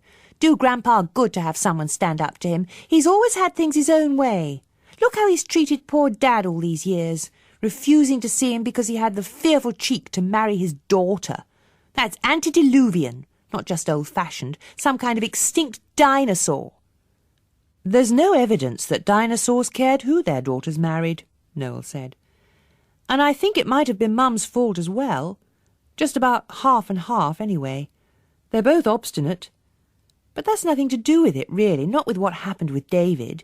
It was more than ordinary bullying, more as if he were threatening Grandpa." "Huh! I should think Grandpa could stand up for himself," Clara said. But she sounded less certain.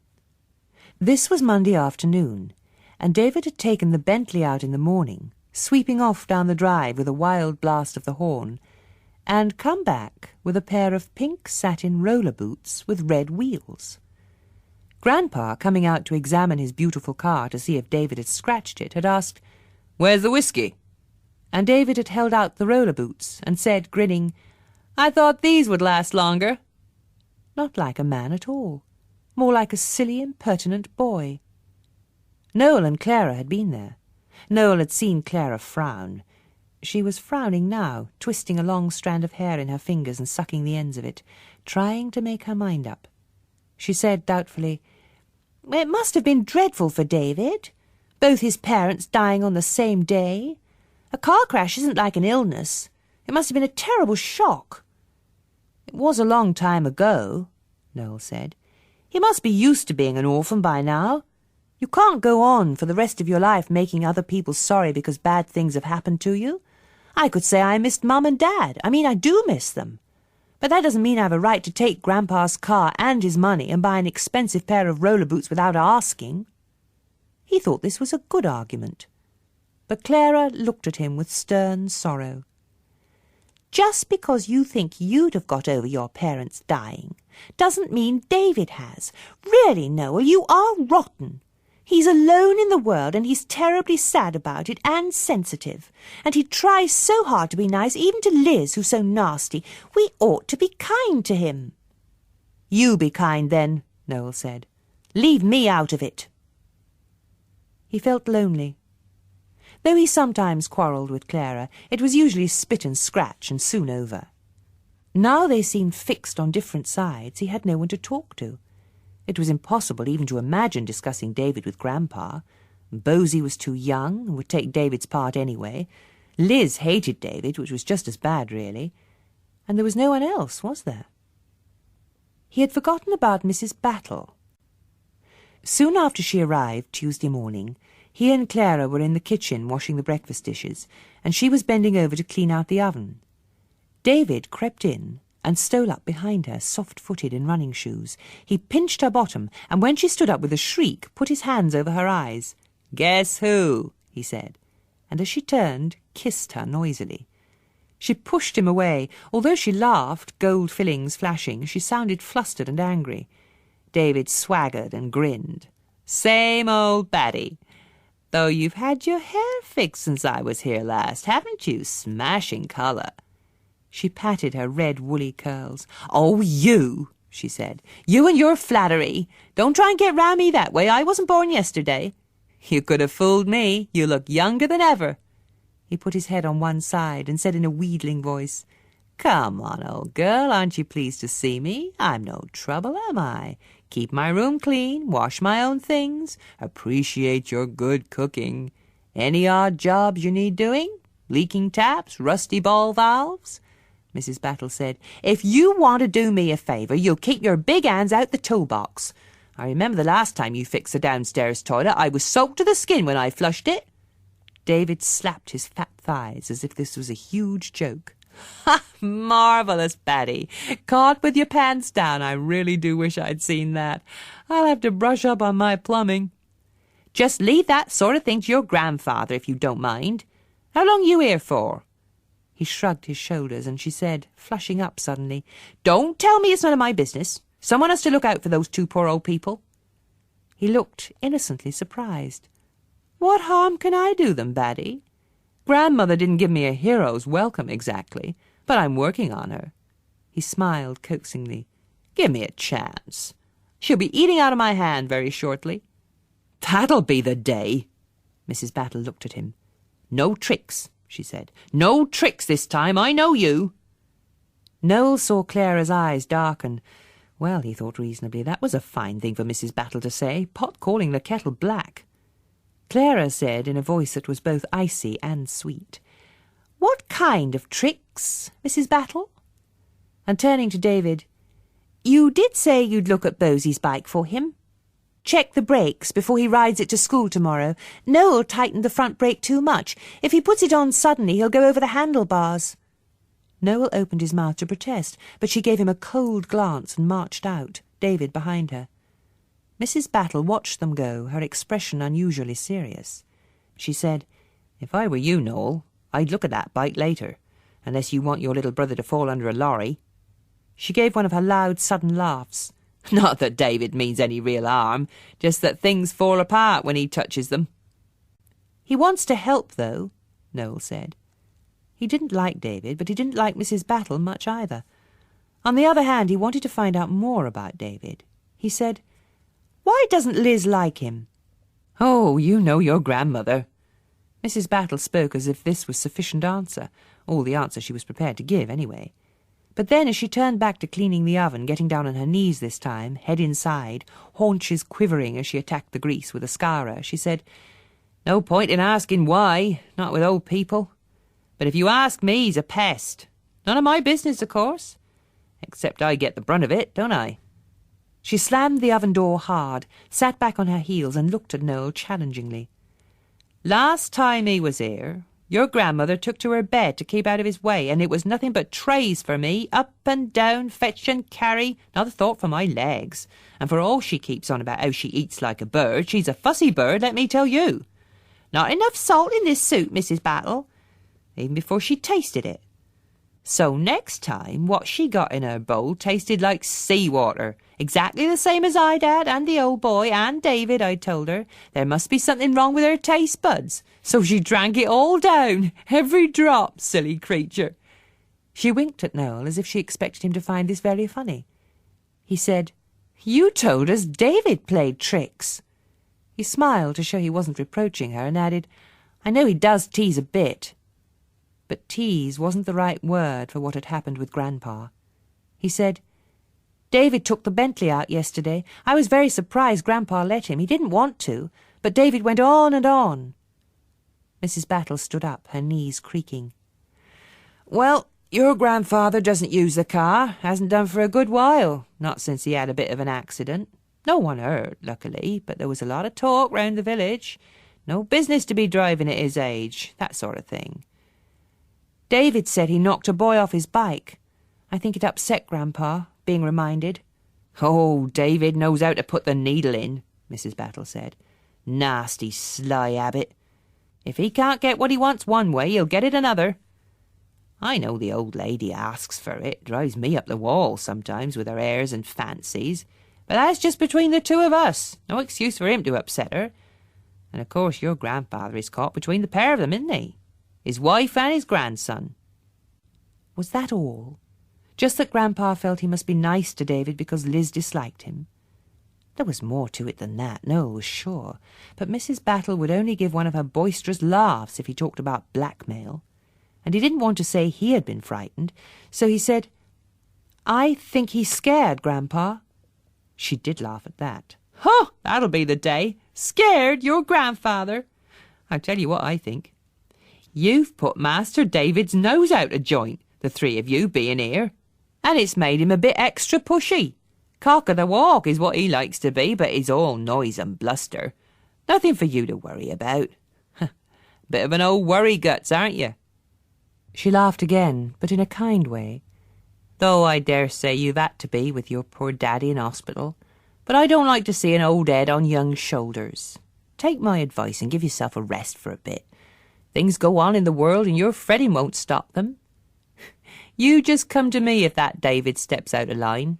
I've taken quite a fancy to you with your nice, gentle ways, so you can rely on me. You can trust Batty." Her pale eyes shone at him, polished suddenly with such kind, warm affection that he felt as if a weight had begun to lift from his chest. Although old Worry-Guts stung a bit, perhaps Batty was right. He hadn't been making a fuss over nothing exactly, but too much imagination was another thing grown-ups said, and perhaps he had been imagining trouble. And when he went to look at Bosie's bike and found Grandpa already busy, spinning the wheels and checking the brake blocks, the weight lifted completely. "Just a bit of an adjustment," Grandpa said. "Always keep machines in good order, that's the right ticket." "I was going to do that," Noel said. "I'm sorry." "Sorry? What for? My business to see Ambrose gets to school safely. Time I can't fix a boy's bike, I'll be just about ready to hand him my chips." Spanner in hand, he gave Noel a full, cheerful smile, showing most of his strong yellow teeth. "You leave an old man to his job and get on with your own. Ready for school? What about Clara? As I remember your mother, girls leave everything to the last minute. Run along, there's a good lad. Tell her to get cracking. On parade first thing tomorrow, bags packed, shoes polished. No last-minute rush and tear in the morning." Clara was with David in his room in the attic, on her knees in front of the open doll's house. When Noel came in, she looked over her shoulder and blushed for some reason. "Oh, Noel, isn't it lovely? Real wooden furniture, not plastic, and little gold mirrors. This room on the middle floor is like the big one in this house that isn't used anymore, as if the doll's house was meant to be a model, not just a toy. And the dolls are so neat, all their clothes sewn with such tiny stitches. A mother and father and a little girl doll, and 2 maids in caps and aprons down in the kitchen, and look, there's a rocking horse just like Bosie's in one of the bedrooms." She smiled as she gave it to him, a sweet, coaxing smile, trying to make friends again. But why now? He examined the little horse, beautifully carved, carefully painted, and said, "I thought the doll's house was locked." "David found the key in the desk. Just luck. He wasn't trying to find it, just looking to see if there were any old papers, photographs, that sort of thing, to do with his father." "Documents," David said. "Old school reports, letters, his birth certificate. Every time I come I keep looking, even in places I've looked before, hoping. You'd think Grandfather would have kept something, as a reminder. You'd think he'd want to remember. My dad was his only son, after all." He frowned. "His son and his heir." He sat at the desk, a jumble of papers in front of him. Noel moved towards him, and he slammed the roll top down sharply. "Private," he snapped. "No need for you to poke your nose in." But his face was so set and heavy with sadness that Noel wasn't angry. He thought of the drawer where his parents kept childish things, poems Clara had written when she was very young, baby curls tied up with ribbon, one of Bosie's first shoes. He said, "I wasn't being nosy, but if there's nothing in that desk, I expect there is somewhere. Have you asked Grandpa?" "Huh, he just slapped me down," David said. "Your grandmother doesn't like to hear my father's name mentioned. Jealous old bitch. But she calls the tune in this house, and he dances to it. First time I came here, he told me, it upsets my wife to be reminded that I was married before. And you know what's behind that, don't you?" His lips curved in a sly, knowing smile. "Money's behind it. I reckon she's afraid he'll leave me something in his will. That's why she tries to turn him against me." "I'm sure Liz wouldn't do that." Noel looked at Clara for help. But she was sitting on her heels, apparently more interested in the little doll she was holding than in this conversation, turning it upside down, examining its pretty frilled underclothes. So he went on, speaking fast out of embarrassment. "They don't like to hear our father's name mentioned either. When our mother telephones, they never ask how he is.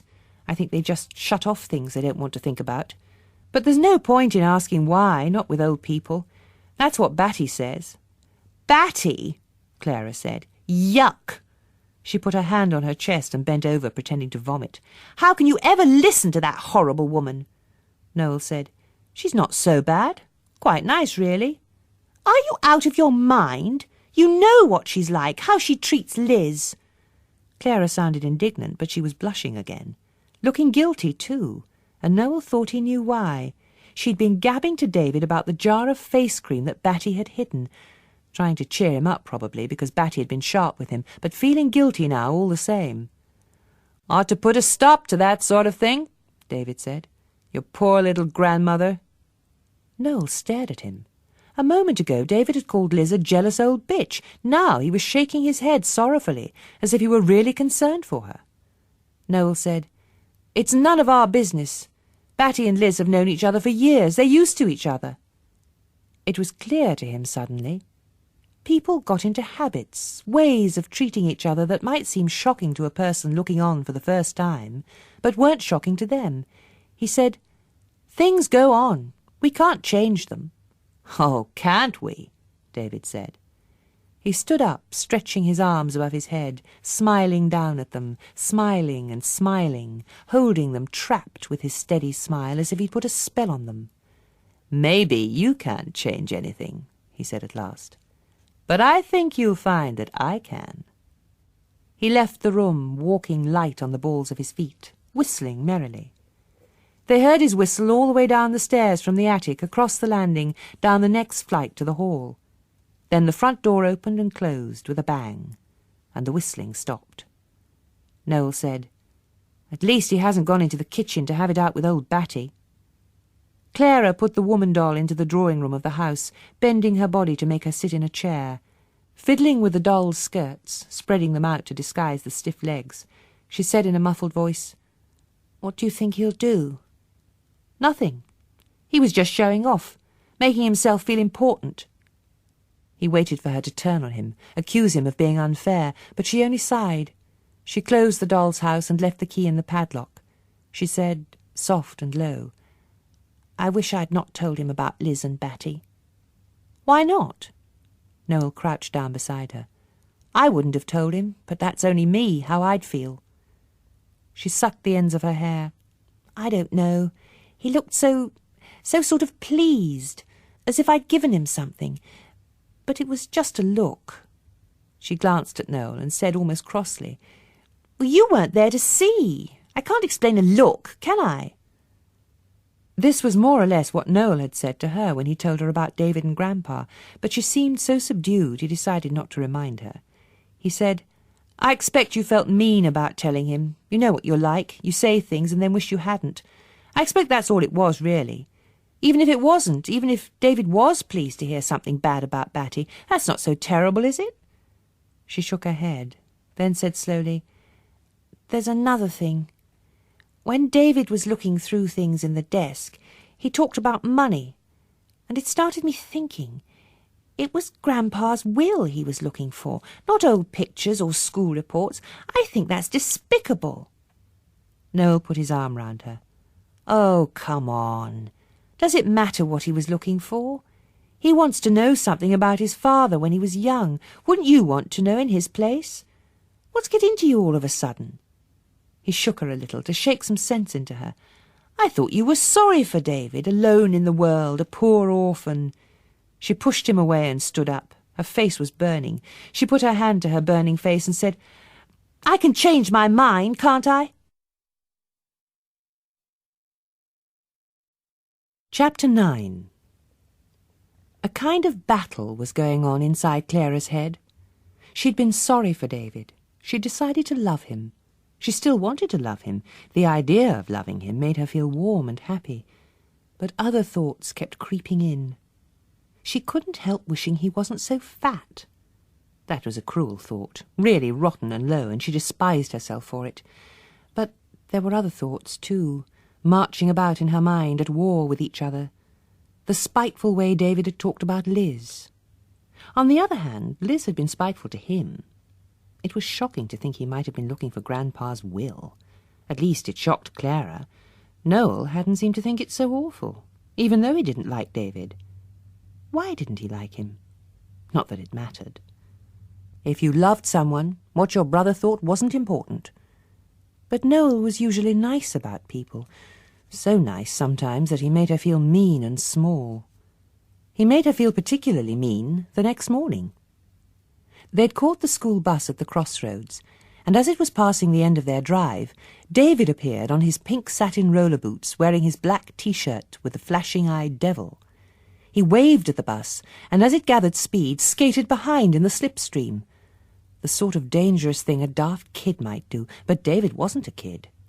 Watching him, Clara felt her mind split, part terrified for him, part ashamed of the way he looked, the way everyone at the back of the bus must be seeing him, an overweight man in a silly T-shirt, tearing along like a crazy teenager, red-faced and grinning.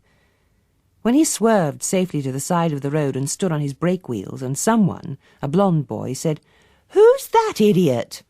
her mind became whole again, a solid balloon of hot shame.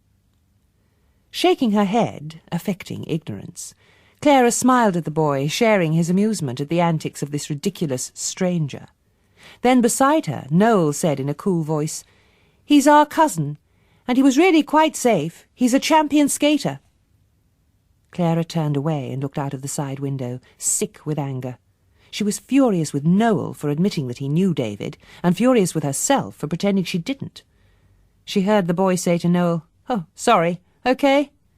and felt sure he was staring at the back of her head, wondering why she hadn't answered him. He must think she was mad. And Noel must think she'd acted like Judas. When she peeped nervously at him and he winked, as if to say he knew how she was feeling and wanted to comfort her, she was convinced he was only concealing his disgust out of kindness, and that made her feel worse. When she felt like this, sour and lumpish and evil, she didn't want kindness. She thought of her mother, who was never kind, or not in Noel's easy way. She was loving, but sharp. She would say something like, "Don't sulk, Clara. No one's perfect. We all do things we're ashamed of. But if you think you've done something wrong, you can't put it right by making the rest of us suffer. So pack it in, darling. Take that grim look off your face." Clara made herself smile at Noel, and then, for the rest of the journey, for the rest of the long, boring day, longed for her mother. That evening she was the first to answer the telephone.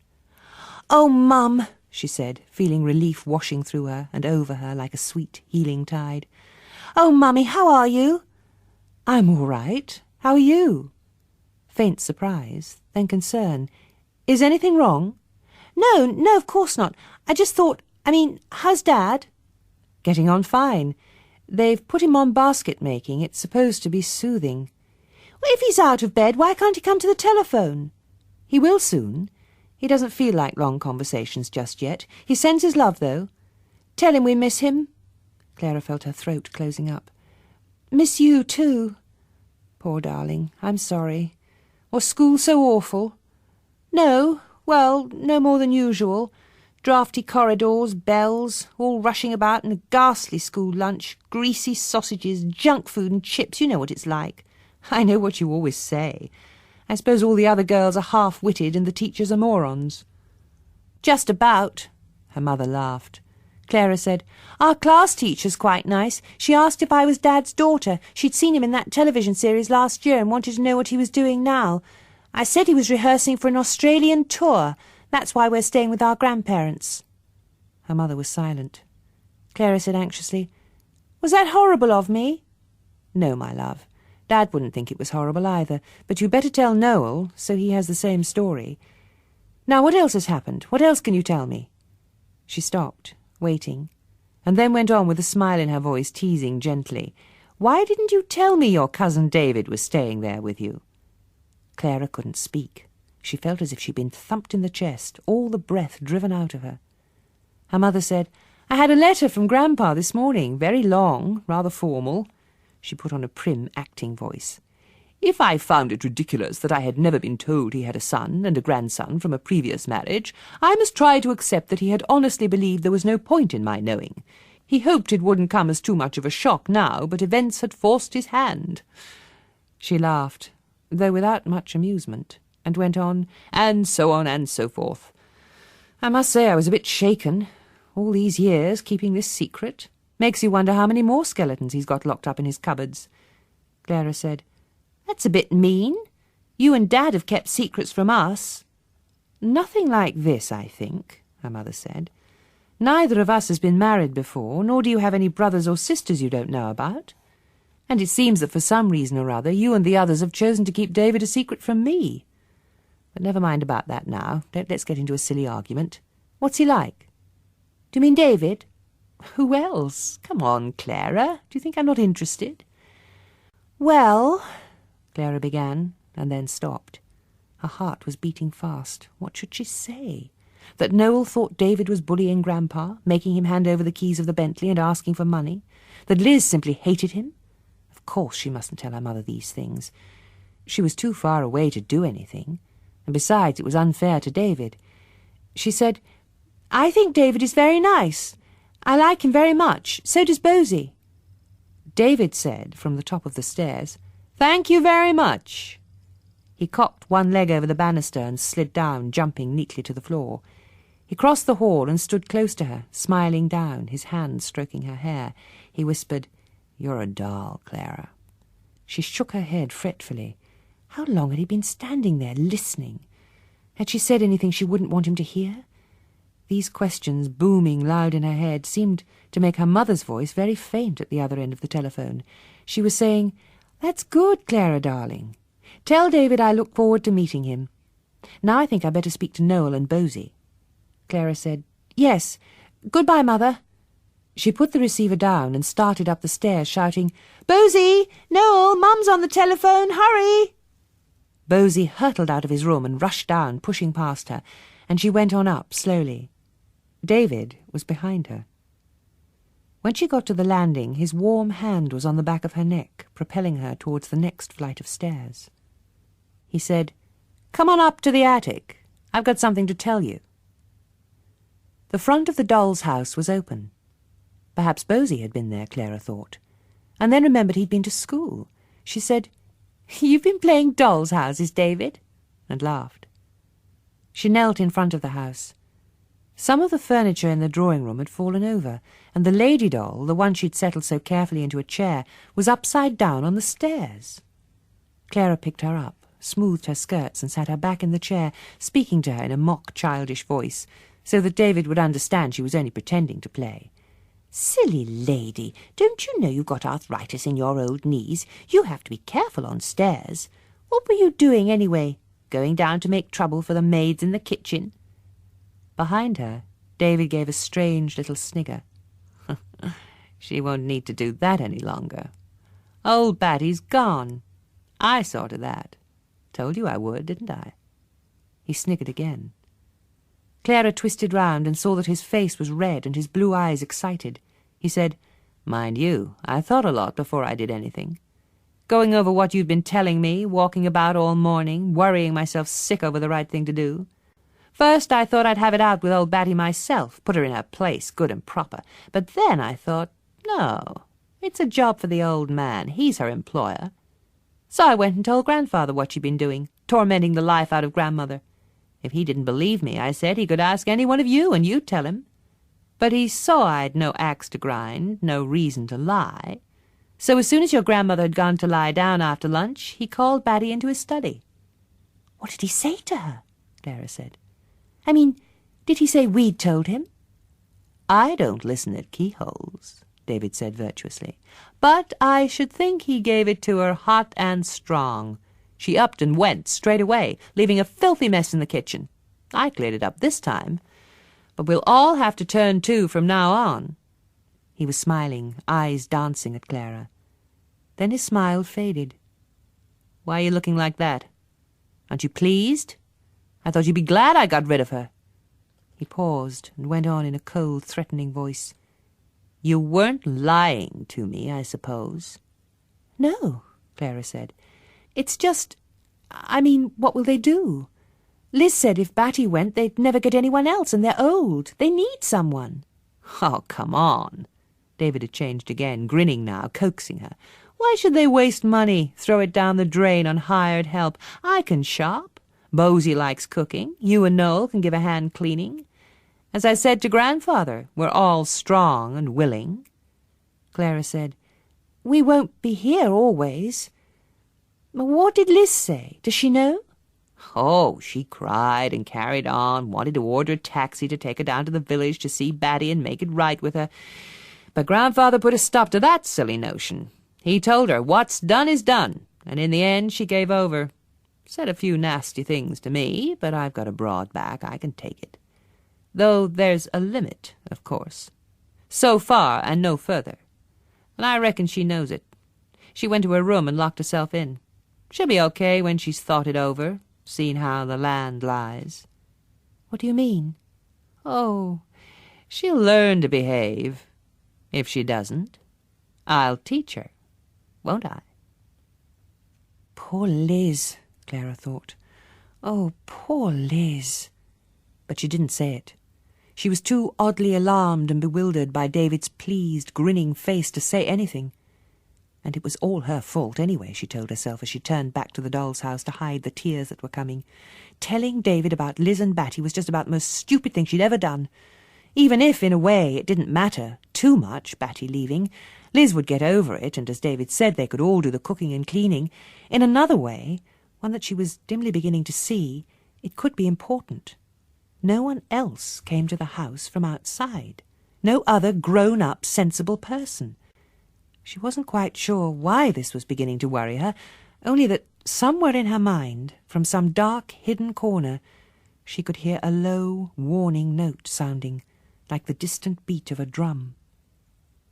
She started to put the furniture straight in the house, picking up the chairs and straightening the tiny pictures on the walls. She fitted the girl doll onto the rocking horse and picked up the two maid dolls who were lying on the floor in the kitchen. One of them was damaged, its cloth neck only hanging on by a thread. She said, "What a shame! Though I suppose I can sew it back on. But how did it happen, David? All this mess?" He was in the rocking chair, rocking and rocking. He said, "How should I know? Bosie was up here after school, and this morning Liz was poking about in the trunks in the attics, looking for some dress she wanted. The old dog was with her. Perhaps she opened the doll's house for something or other, and he shoved his head in, sniffing round. You were fiddling about with it yesterday. Perhaps he smelled you, the blind, silly old fool." Clara thought, it could have happened like that. But the murmur in her head was louder now, a sound and a feeling.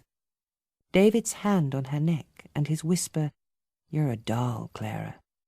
She listened to the regular creak of the rocking chair as David swung it backwards and forwards and thought, as long as he stays in the chair, I'm safe. Then she laughed at herself for being so dramatic and silly. She said, "Well, whatever happened, we'd better make good and sure it doesn't happen again.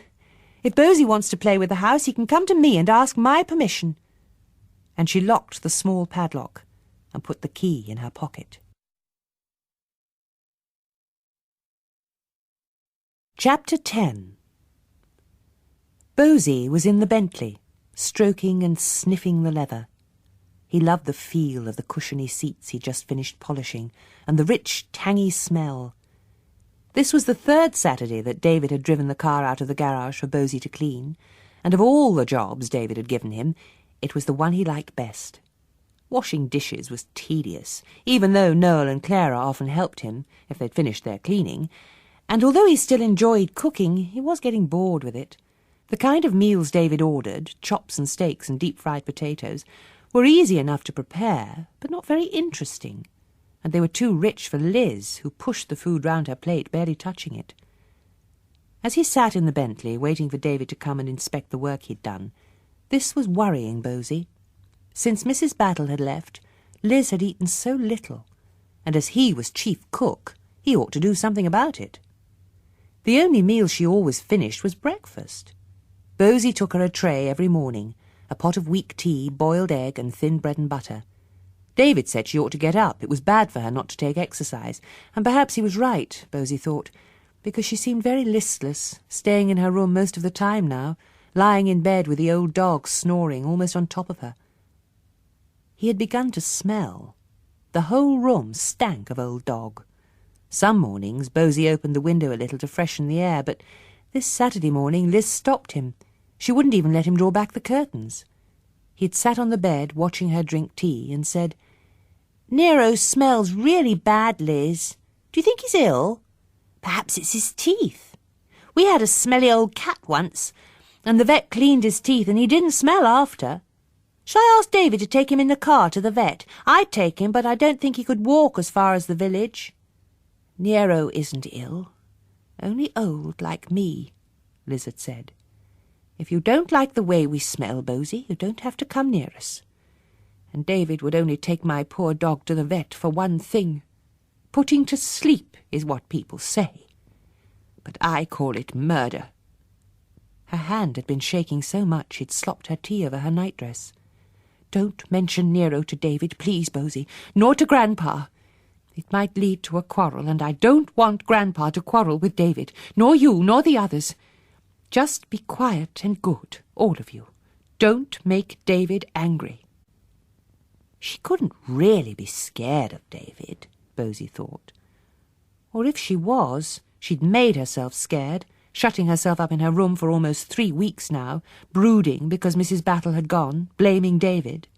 And that was unfair, when David had been trying so hard to see the house was kept nice, making a rota of jobs to be done, and explaining that it was up to the 4 of them to make life easy and comfortable for Grandpa and Liz, who were too old to look after themselves. It was quite difficult to do everything properly between going to school and doing their homework, but they'd done their best, and David worked too, shopping and gardening. He'd abandoned the pond for the moment, and was planning to plant enough vegetables to feed them all for the summer. Even Grandpa joined in the work, although he hadn't been put on the rota. He was usually in the kitchen making tea when they came home from school, and this morning he was raking the gravel, bending slowly from time to pull up a weed. He looked rather tired and red-faced, Bosie thought, watching him lean on the heavy rake and wipe his face with his handkerchief.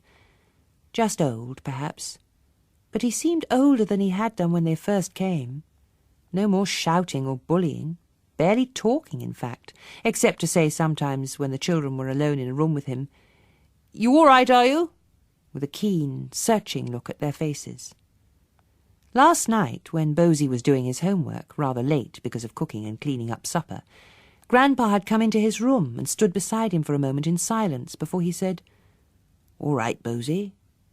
And when Bosie nodded, he had touched his head gently with his cold, heavy hand and said, "You're a good lad, pulling your weight like a Trojan, young Ambrose the Fair."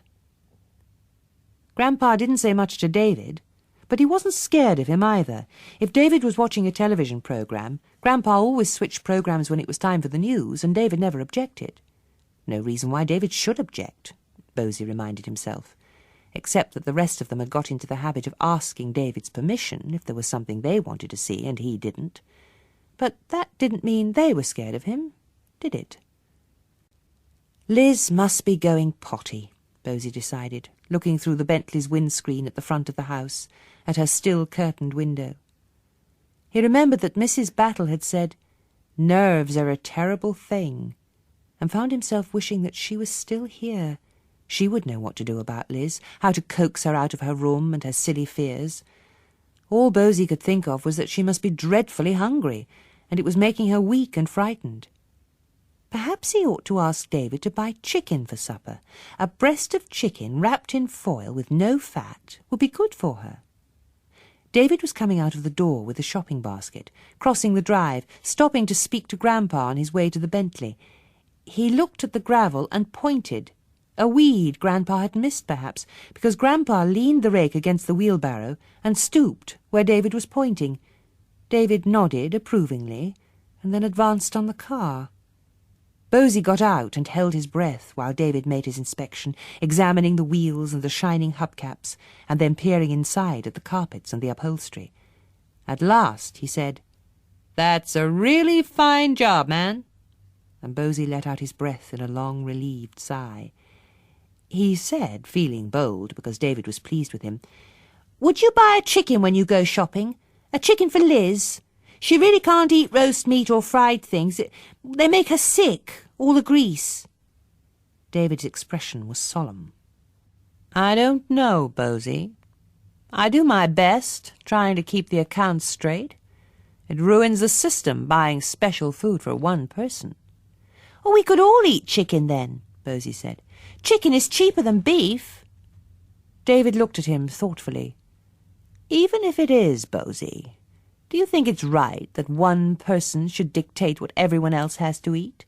Once you start catering for fads and fancies, there'd be no end to it. Grandmother has to learn to fit in with the rest of us. I like chicken, Bosie said. So do Clara and Noel. It would make a change, David, and I could make a soup with the bones. I don't like soup, David said. He got into the Bentley and sat with his hands on the wheel, staring in front of him, his face still and set. Then suddenly his lips started twitching, a funny little smile lifting his mouth at the corners. He said, "OK, Bosie, if you feel strongly about it, I tell you what. You come shopping with me today. I'll hand over the housekeeping purse and you buy just what you want for the weekend. I won't interfere. I'll just be your chauffeur." He looked at Bosie with that strange, small, flickering smile, his eyes hard and bright like blue stones. Bosie felt joy bubble up inside him. "Do you mean I can come with you, ride in the Bentley?" His excited voice rose shrill and clear. Grandpa turned his head and started towards them. David said, "Don't see why not. Hop in. Round the other side. Quickly!" Bosie ran. By the time Grandpa reached the car, he was climbing into the passenger seat. "Get out at once, Ambrose," Grandpa commanded. But Bosie couldn't obey because David had seized his arm and was holding him firmly. "Let the child go," Grandpa said. "You promised me, David." For answer, David leaned across Bosie, pulled the door shut and started the car. Grandpa went round to the front and stood there, thumping the bonnet and shouting. Bosie could see his purple face inflated with fury, but he couldn't hear what he said because the engine was racing. He saw David let off the handbrake and gasped, "David, be careful! You'll run Grandpa over!" David was laughing. "Course I won't, man. Just give the old fool a bit of a nudge, teach him a lesson." Bosie shut his eyes, terrified. He felt, or thought he felt, the car start to move.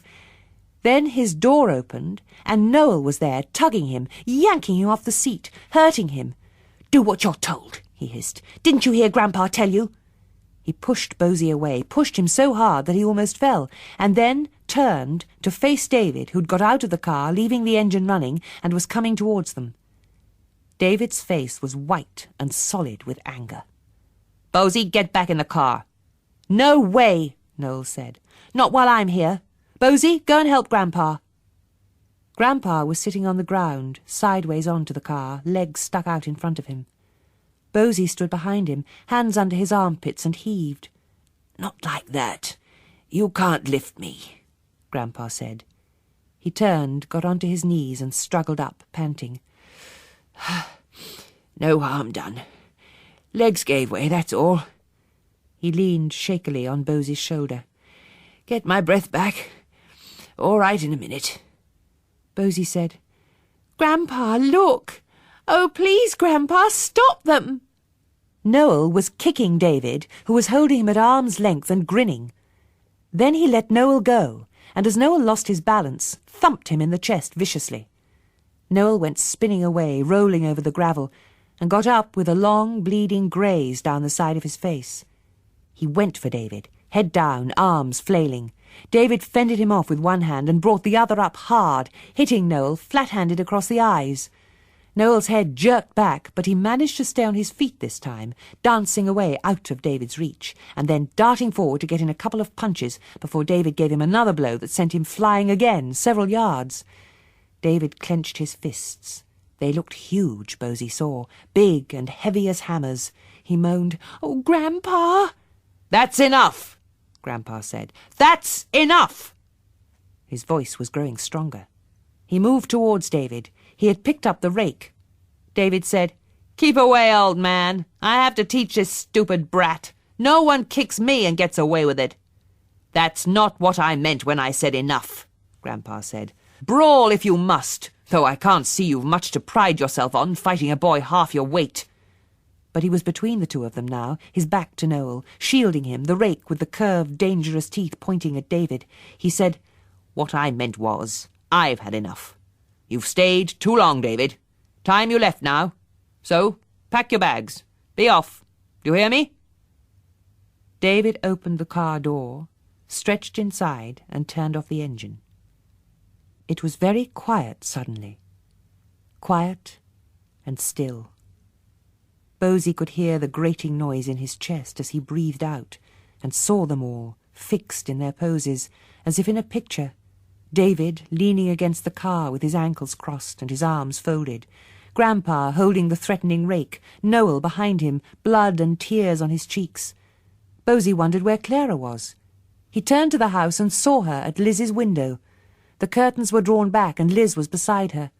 Their faces were smudged and pale, staring out. Grandpa said, "Did you hear me, David?" "Oh, I heard you, Grandfather. You want me to go?" David unfolded his arms and scratched his chest with one hand. Then he smiled broadly. "There's one thing I don't understand, though. Who's going to make me?"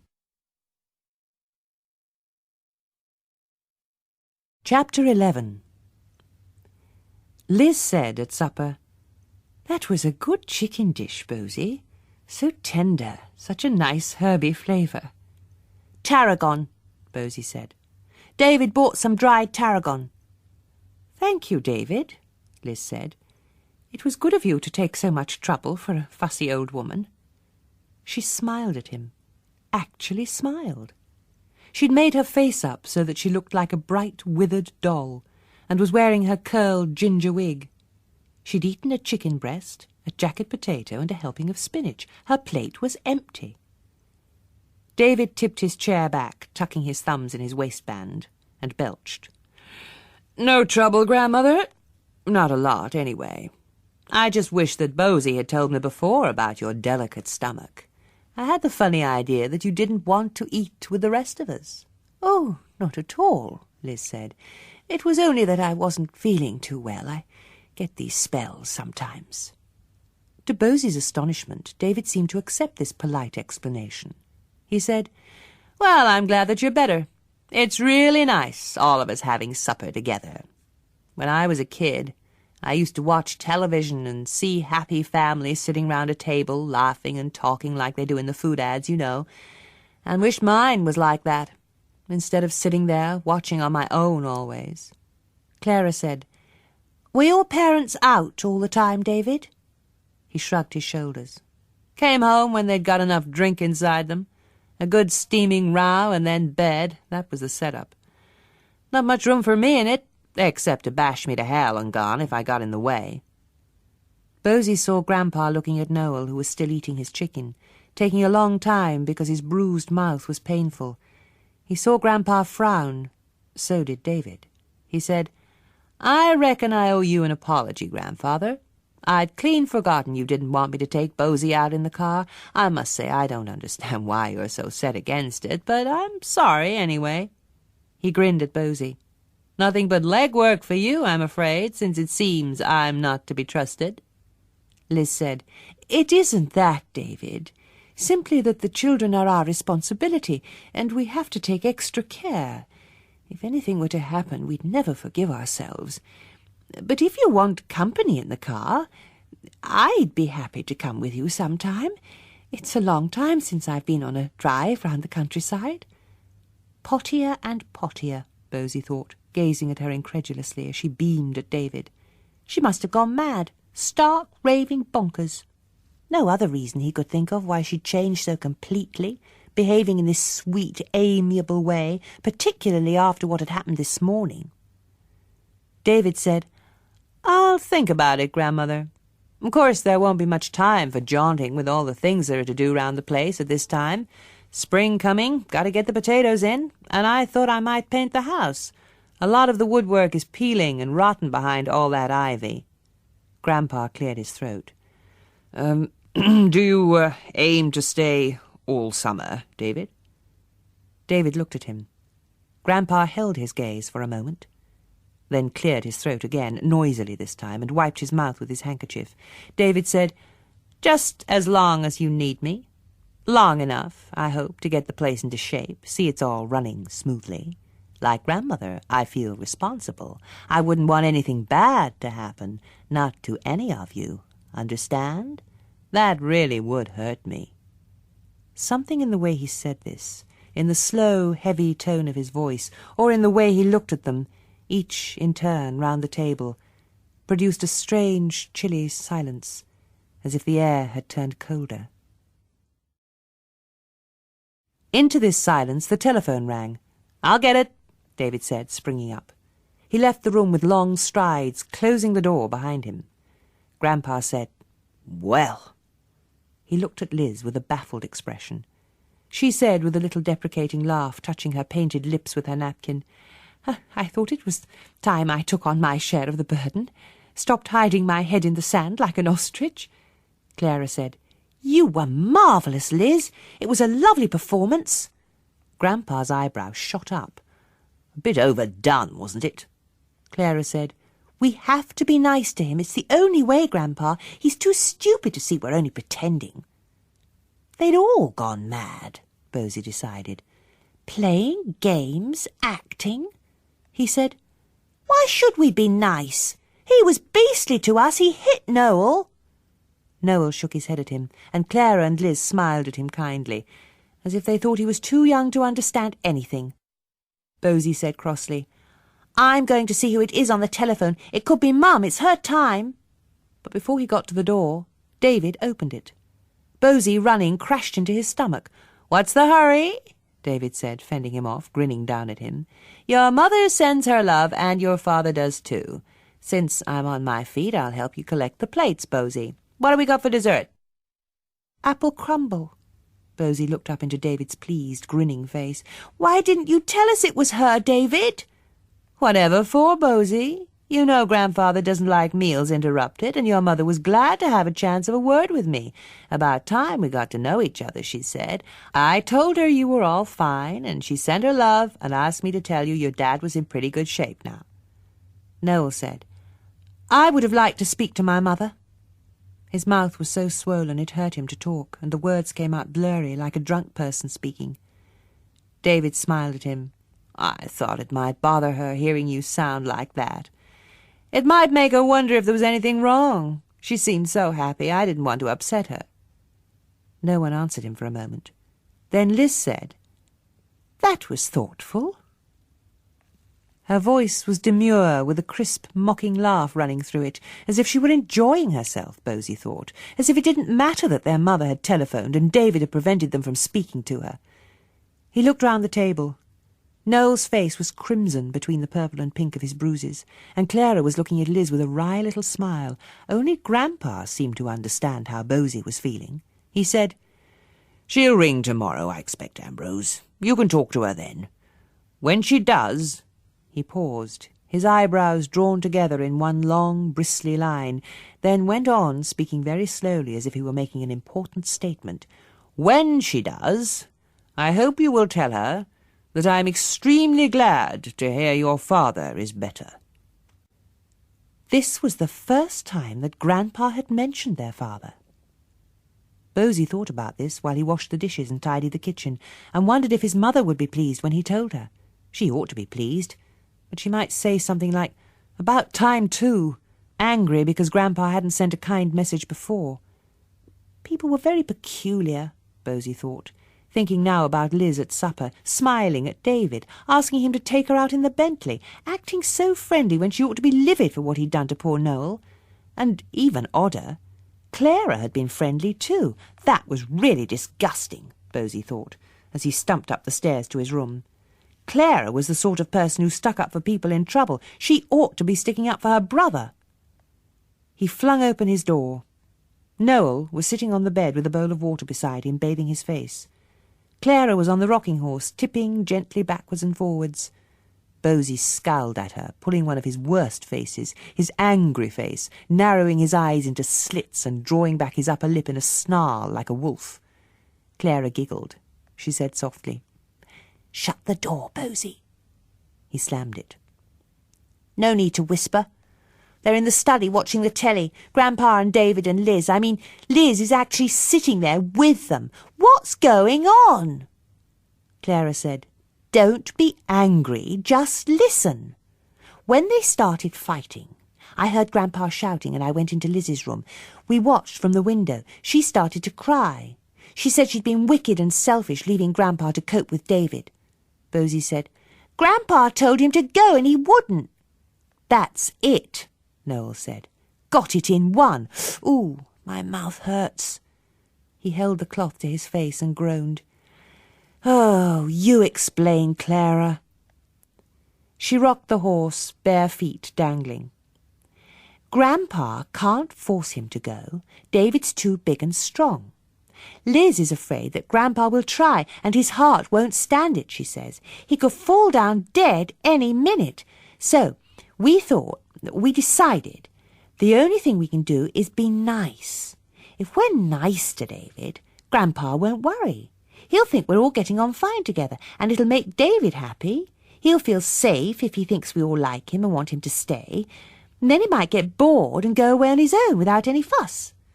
She rocked a bit faster and sighed. "That's what Liz says, anyway. Maybe she's right. I don't know." "I'm not going to be nice to him," Bosie said. "If Grandpa hadn't stopped him with the rake, he could have killed Noel, and he hates Nero. Liz says he wants Nero dead." He stuck his tongue out and retched. "Ugh, it would make me sick, being nice." "You'll just have to try," Clara said, "unless you want to kill Grandpa. I've got to try, and it's harder for me." "Why?" "Never you mind." She was blushing. "Oh, you mean kissing and stuff," Bosie said. "That won't hurt you, but it won't send him away either." He thought, nibbling the skin at the side of his thumbnail. "We could tell Mum." "What could we tell her? That Noel had a fight with David? That's not much, is it? And there's nothing else, really. She'd have to be here to see what was wrong. She'd have to see David." "We could ask her to come." Noel mumbled through his damp face-cloth. "David's always about when she rings. In the hall, on the stairs, listening." "We could write her a letter then." "We thought of that," Clara said. "But it would be just as hard to explain in a letter. And she might ring up Grandpa. David's his grandson. She'd expect Grandpa to be able to sort out what was wrong. And even if she didn't ring Grandpa, even if we could make her understand what was happening, it would take her ages to get here.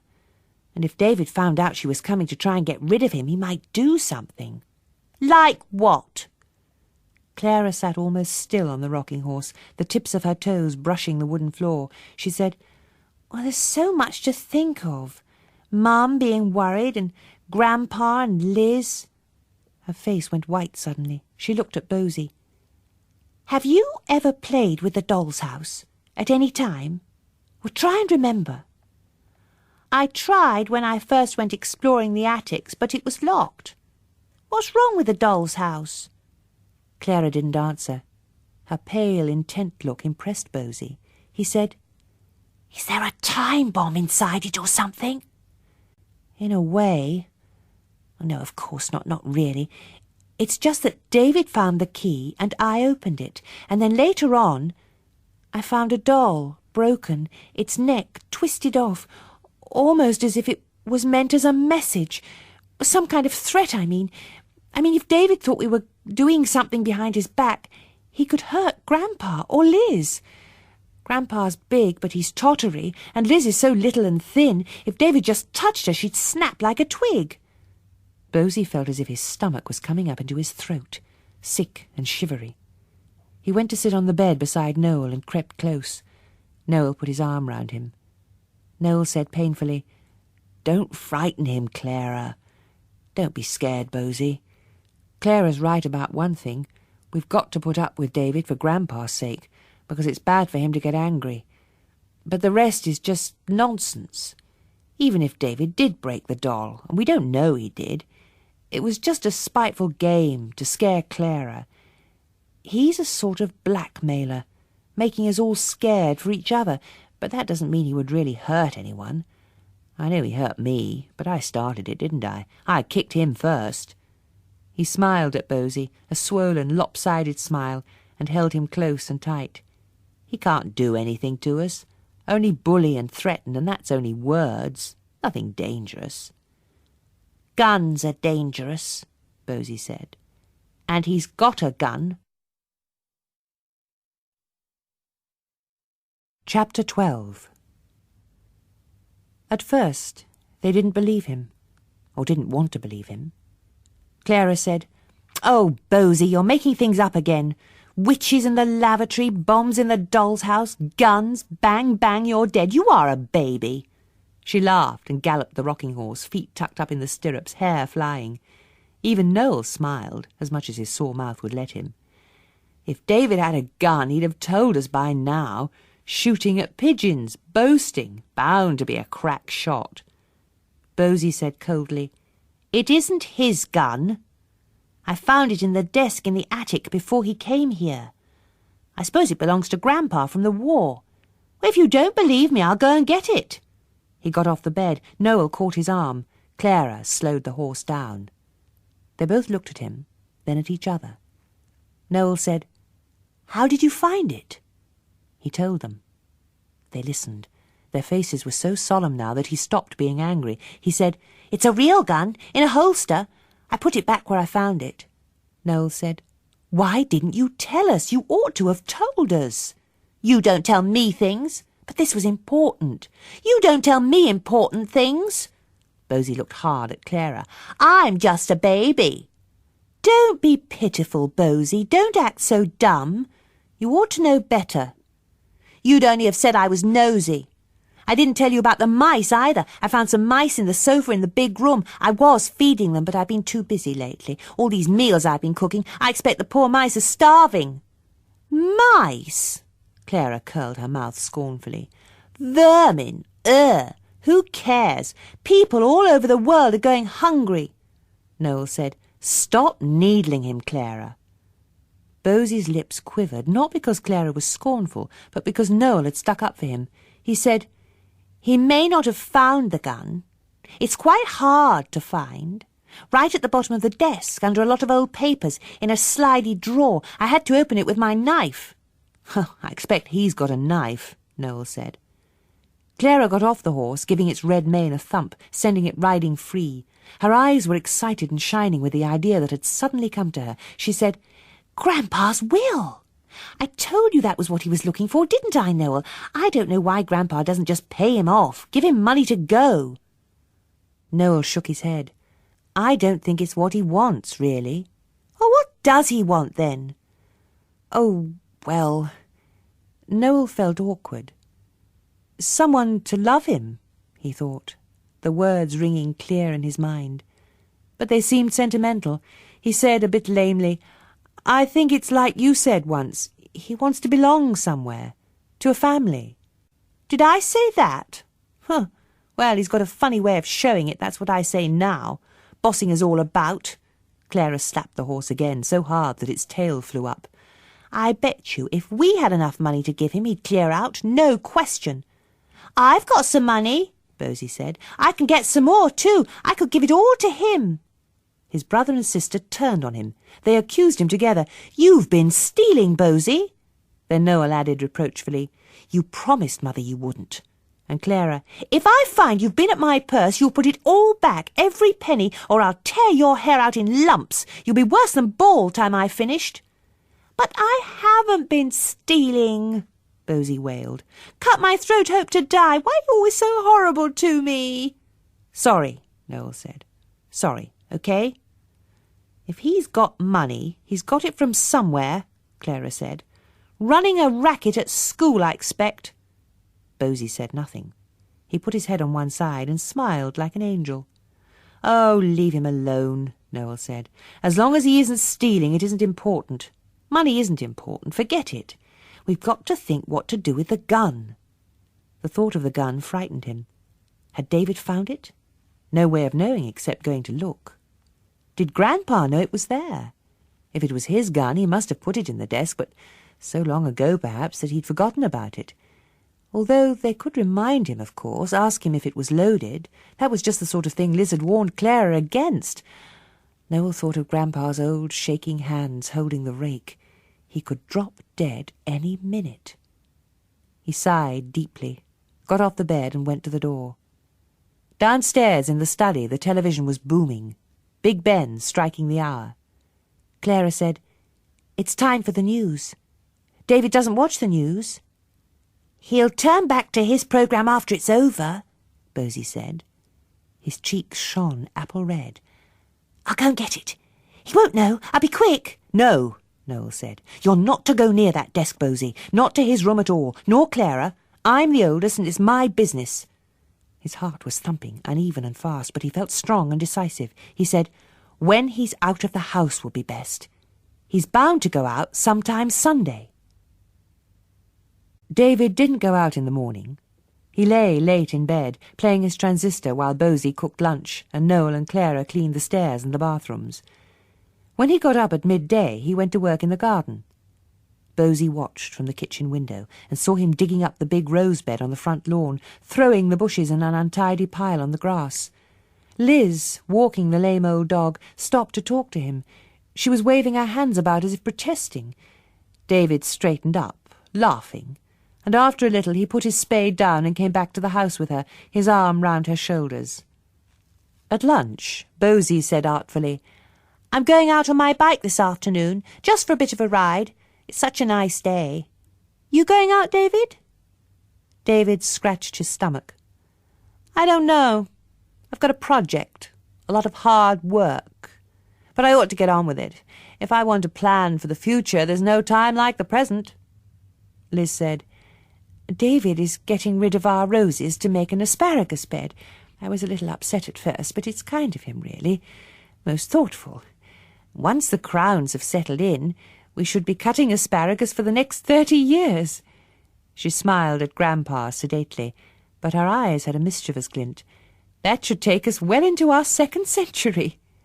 Grandpa gave a strange, wild cry, a snorting laugh that turned into a cough. David looked at him suspiciously. Liz said, in the silky voice she always used now, speaking to David, "You mustn't work too hard, though. All work and no play. When are we going to have the drive that you promised me? Bosie's right. It looks as if it might be a nice afternoon." Grandpa frowned at her severely. "You should have your rest. Do you more good than gadding about." Then, clearing his throat, turning to David, "You know, young man, I've been thinking. You ought to have something more sporty than that heavy old Bentley. What about a good motorbike? I've got a couple of up-to-date catalogues. We could look through them, if you like, after lunch." Grandpa's face was patchily red as he offered this obvious bribe, but David's suspicious look had quite vanished. It was amazing how easily he could be fooled, Noel thought, and found to his surprise that he felt almost sorry. David said, "I don't mind, Grandpa. I mean, if you're making the offer, I'll take your advice. You're the expert. But the catalogues can wait till the evening. I don't want to break my promise to Grandmother." He grinned at Liz, proud and pleased. "We'll be off," he said, "soon as you're ready." That took some time. They had cleared away lunch, and Bosie had gone off on his bike before Liz came downstairs. She wore her fur coat, and her ginger wig was anchored to her head by a silk scarf tied in a bow under her chin. David helped her into the passenger seat and fastened her seat-belt. She looked expectant and happy. When David turned the car on the gravel, she bowed her head and fluttered her gloved hand at Grandpa, as if she were playing at being the Queen. Grandpa sighed. Noel said, to comfort him, "She'll be all right. David hasn't had an accident yet. I expect he'll be extra careful." "Better be," Grandpa said gruffly. He gave a sudden coarse chuckle. "Luckily, that car is well known round here. Most people jump for the ditch when they see it. Want a game of chess, Noel?" Noel hesitated. He was itching to get up to the attic, get the job over with. Though there was really no hurry, he told himself, fighting his panic. David would be gone for at least an hour. He hesitated too long. Grandpa said, "Oh, never mind. Never mind. Better things to do with your time, I dare say." He went into his study and closed the door. Clara whispered, eyes sparkling, "Come on, Noel, quickly." "Where's the fire? Wait until Grandpa's settled down with his pipe. We don't want him coming out catching us."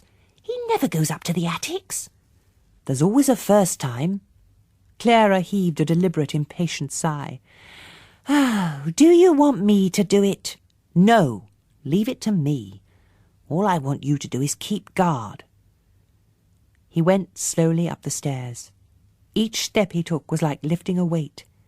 He stood at the top of the first flight on the landing and looked down at Clara. "It's all right," she mouthed at him. "Don't worry, I'll warn you." It wasn't really her fault that she didn't. She sat in the hall on the oak chair beside the telephone table, opposite Grandpa's study, watching the drive through the open front door. A boring job, she thought, breathing deeply to stop herself getting drowsy. Pointless, too. Grandpa would be snoring quite soon, and David and Liz had gone for a long, pleasant drive round the countryside. She was in mid-yawn when she heard the car, the wheels on the gravel, and something else too, an odd rattling sound. She ran to the front step and saw the Bentley's smashed wing, loose and crumpled and clattering.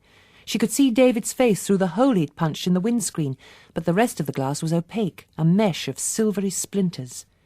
She forgot about Noel. She ran to the car, hearing Grandpa shouting behind her as he came out of his study. She saw Liz trying to smile at her through the side window, wig askew, her face white. Clara tugged at the passenger door, unable to budge it. Then Grandpa pushed her away, wrenched it open. He said in a voice Clara had never heard from him before, "Oh, my love, my little love." "It wasn't David's fault," Liz said. "Another car at the crossroads." She sounded quite perky, but as Grandpa helped her out of the car, she was trembling. If Clara hadn't been there too, supporting her on the other side, she would have fallen.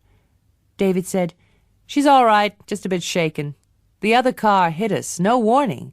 If I hadn't wanted to get her safe home, I'd have murdered that driver. I cut my hand, too, shoving it through the windscreen. Just look." He held out a bloody fist and said in a whining voice, "I feel pretty shaken myself, I can tell you." "Never mind how you feel," Grandpa said. "Get your grandmother a glass of water, at the double. Come along, Clara. I'll take her weight. You just keep her steady." She swayed between them, teetering on her high heels.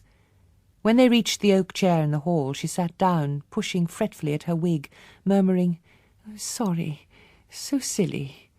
"Put her head down. She's going to faint," Grandpa said. "That's right, Clara. Down to her knees. That's the ticket. Get that stupid wig off if you can. Where's that clown with the water?" But David had gone. The attic windows were closed, and Noel had heard nothing. He had the desk open, the papers pushed to one side. The partition beneath them was empty. "Is this what you're looking for?" David said softly behind him. Noel swung round and saw the gun in his hand. David was pointing it at him. Noel wondered for a second why his knuckles were bleeding. Then he looked up and saw David's cold, amused smile, and the bleeding knuckles were a small part of the nightmare. The bruises on his face began to ache again, throbbing painfully. He said, "I was just going through these old papers." "Nothing wrong with that, is there? I mean, you did, and they don't belong to you either." This sounded so reasonable he felt a bit bolder. He said, "Is that your gun?" "In a manner of speaking. I've got it, haven't I?" David's eyes were so bright, it was as if they had lamps behind them. He threw the gun in the air, caught it neatly, then aimed it at Noel again. Noel shrank back, and he laughed. "Don't worry, it won't go off. Not by accident." "It's not loaded," Noel said. "It can't be." "Do you want me to find out?"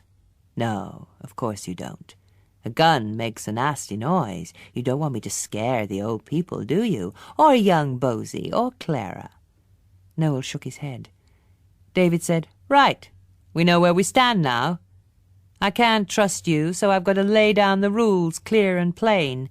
No sneaking behind my back, no telling tales, no tittle-tattle to grandparents or your mummy and daddy. I'm running this show.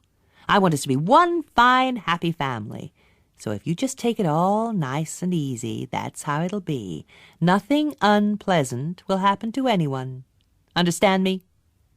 "Yes, David," Noel said. No point in arguing. David was mad, he decided. Better to smile and agree. Later on, perhaps, he might think of something. "Yes, sir," David said. "Stand up straight when I'm talking to you." Noel's mouth felt as if it were full of sand, dry and gritty. "Yes, sir," he said. Chapter 13. Bosie sat cross-legged on a flat, weathered tombstone and counted his money, putting the coins into piles.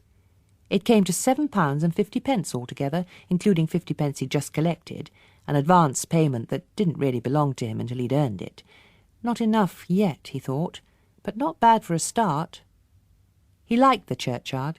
It was a good place to be private. No one cut the grass round the old graves, and it grew high and lush, so squelchy wet at this time of year that few people walked away from the paths round the back of the church. There was only one person here at the moment, a woman stooping over one of the graves that was still tidy and tended, the grass cut and fresh flowers in vases. She wore a hat over her red, springy hair, and Bosie didn't recognise her until she stood up and turned round. She was looking at him, and he waved and called out, "Hello, Batty!" pleased and even excited to see her. In fact, as he stuffed the coins in his pocket and scrambled hastily to his feet, a lovely feeling of comfort and safety had seized him. Batty would know what to do about David. All he had to do was tell her how horrible everything had been since she left, how much they missed her, and she would come back and put it all right again. He was so sure she would be as happy to see him as he was to see her that he could hardly believe it when she ignored him completely. After one brief, hostile glance, she marched past him, only a few yards away, face averted. "Mean old thing," he said loudly. "Stupid fat pig!" He pulled a hideous, sneering face at her vanishing back, but he felt hurt and foolish. All the way home, tears pricked his throat. When he saw Clara at the end of the drive, he flung himself off his bike and said, his chest heaving, "I saw Mrs. Battle, but she wouldn't speak to me. She just walked right past me." "What did you expect?" Clara said. "Honestly, Bosie, after the way she's been treated, I'm surprised she didn't spit in your face. But never mind that. I've got something to tell you.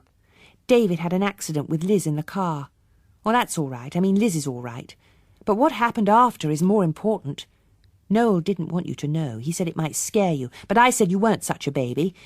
She drew a deep breath, filling her lungs, and went on very slowly and solemnly. "David has got the gun, and he knows that we know he's got it." She explained. Bosie listened round-eyed. He said generously, "Poor Clara. But it wasn't your fault." And then, "Will he shoot us?" "Oh, don't be silly. Noel says it's only to frighten. But we've got to be careful and do what he says because of Grandpa and Liz. I mean, they're hostages, sort of. We could run away, but they're stuck in the house with him, so we can't just go off and leave them." "They could run away too," Bosie said. "We could all creep out at night and get a taxi and go to London and find Mum and Dad." He stopped. Clara was rolling her eyes and sighing sarcastically. "I can just see that happening. Grandpa sneaking off like a thief away from his own house, his own grandson. I should think he'd die, rather. He might die of shock if you even suggested it." She looked at Bosie, eyes dark with anger. "You really are stupid.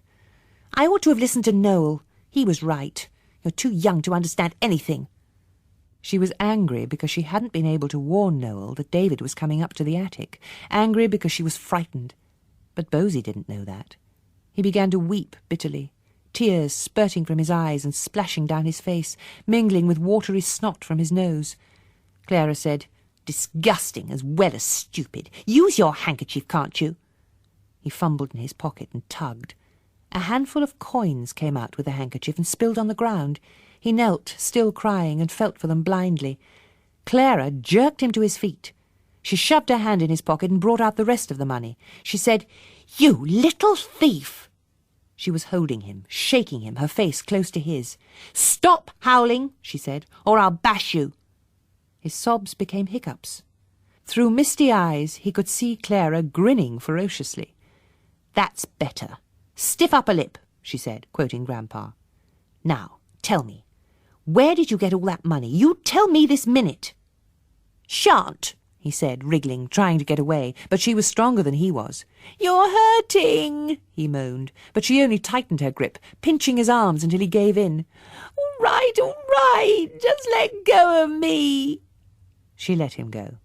She picked up his bike. She said, "Not here. Someone might come along." She wheeled his bike into the drive and leaned it against a bush. Bosie followed her along the path to the summer house. She sat on the iron steps and looked up at him. He rubbed his sore arms and said in a grumpy voice, You'll get rust on your clothes sitting there. Never mind that. She waited a minute while he shifted from one foot to the other. She said, I'm sorry I hurt you. But I've got to know, Bosie. You've got to tell me the truth. However bad it is, I'll stand up for you. He saw that she meant this. It isn't bad, Clara. It's just you might laugh. I won't laugh. He looked slyly down, scuffing the dirt with the toe of his shoe. Don't know where to start. At the beginning is usual, he said unwillingly. Well, we have this black book at my school. The headmaster keeps it on his desk, and if you get a conduct mark, you have to go to his office and tell him and write your name in the book. You have to write it in yourself while he watches you. I don't know why. He has the odd idea it might make you ashamed, I expect, Clara said. And I suppose at the end of the term they add up these bad marks and put them on your report. How do you know?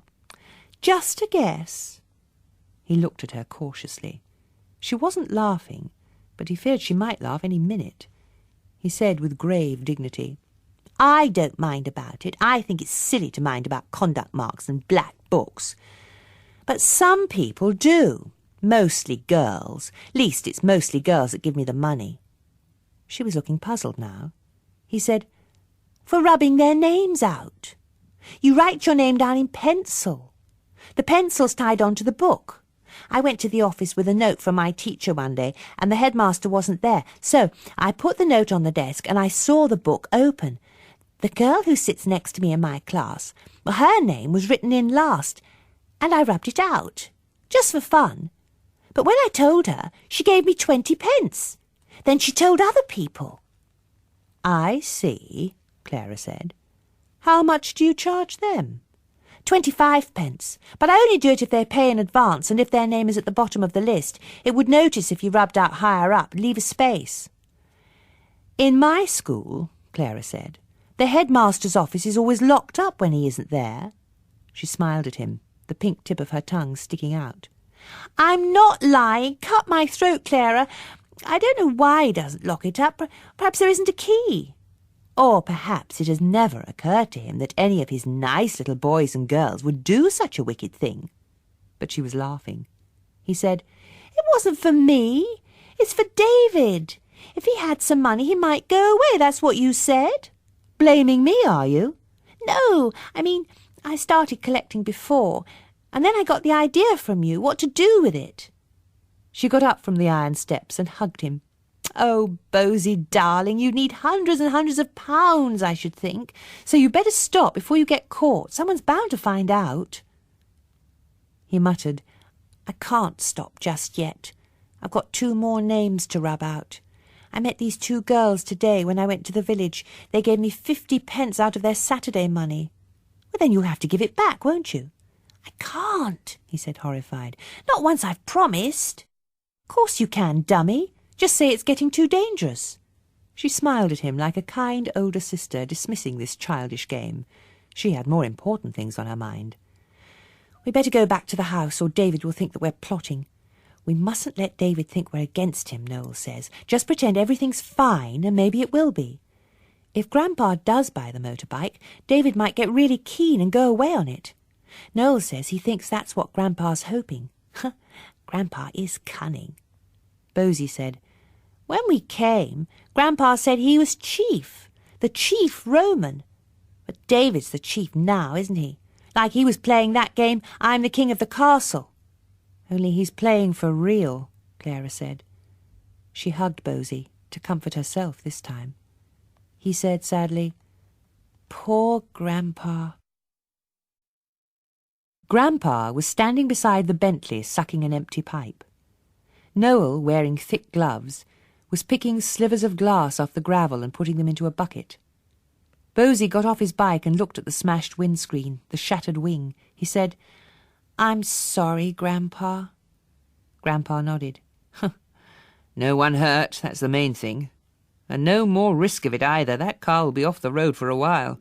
He was looking surprisingly cheerful. Got a good piece of news for you, Ambrose. Go on, Noel, tell him. Noel said, Mother's coming. She rang half an hour ago. She's not sure which day yet, but sometime this week." He winked at Bosie, eyes dancing. Bosie felt lumps coming up in his chest, in his throat. He was so happy he thought he might burst. He laughed and went red. Thought that would please you, Grandpa said, though it's a long drive just for the night, as I told her. And no real need, either. Everything under control here. But I expect she wanted to see for herself if we were taking good care of you. He looked at Noel. You'd better get on with bathing that face of yours, Noel. Salt water will bring down the bruises. Bosie stared at him. Grandpa returned his stare briefly. He took his pipe out of his mouth, tapped the bowl on his palm, and examined it carefully. When he spoke again, there was a new note in his voice, a clear warning. He said in this warning voice, "We don't want to worry your mother." Chapter 14. Their mother said, "I'm ashamed of you, Noel and Clara. Apart from the fact that you frightened Bosie, which is really quite irresponsible, when you should be looking after him, can't you see how unkind you've been to David? He wants to be friends with you. He actually believes that you like him. 'We're great pals,' that's what he said to me, and he sounded so proud. How do you think he would feel if he knew you were saying these cruel, spiteful things? Even if you don't care about hurting him, and I can see that you don't, what about Grandpa? David has been such a help since the housekeeper left, and Grandpa's grateful. He'd take it hard if he knew how ungrateful you were, how disloyal to him, in a way. He thinks you've been happy. He's done his level best to look after you, not a small thing at his age, and here you are, whining behind his back because you don't happen to get on with his oldest grandson." "Liz doesn't like him much either," Noel said. "At least, she didn't to start with." "Oh, Liz! Goodness, Noel, you ought to know her by now. Chop and change like the weather. It seemed to me that they were getting on wonderfully well last night at supper." Noel didn't answer. There was no point in explaining that Liz was only pretending. Once his mother had made up her mind, there was no point in arguing with her. She was like Clara that way. He thought, I should have known, really. Any intelligent person would have foreseen this. But yesterday, Wednesday afternoon, coming home with Clara from school and finding his mother in the garden with David, talking and laughing 19 to the dozen, he hadn't guessed for a moment that she might be taken in. She had kissed them and touched Noel's face where one bruise still showed, in spite of the salt-water bathing, and said very sweetly and tenderly, but with a smile lurking, "I hear you've had a bit of a rough and tumble with David." As if that was all it had been, a good-tempered scrap between cousins. He couldn't put her right then, and not only because David was standing there, complacently grinning. It was so lovely to see her. Noel felt choky with joy, almost tearful. It would have been dreadful to spoil this first happy moment. Later, he thought. There was plenty of time. He hadn't reckoned on Grandpa taking up so much of it. She was his daughter, of course, but from what they had seen when they came, and heard from Liz about how much they'd always quarrelled, Noel hadn't expected to see them so friendly. He wasn't altogether surprised when Grandpa was jolly at supper, cracking jokes, opening a bottle of wine, making a cheerful party.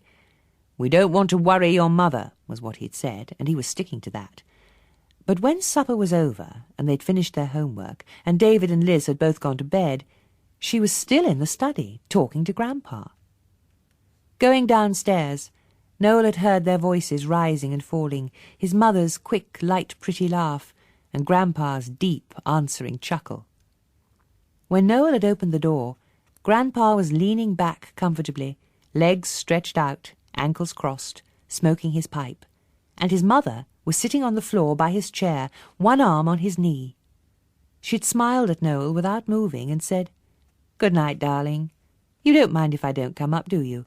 It's such a long time since I had a really good talk with my father." She'd looked so contented, curled up on the floor, that Noel had felt tender towards her. "That's all right," he'd said. "We're all right. Talk to Grandpa. Sleep well."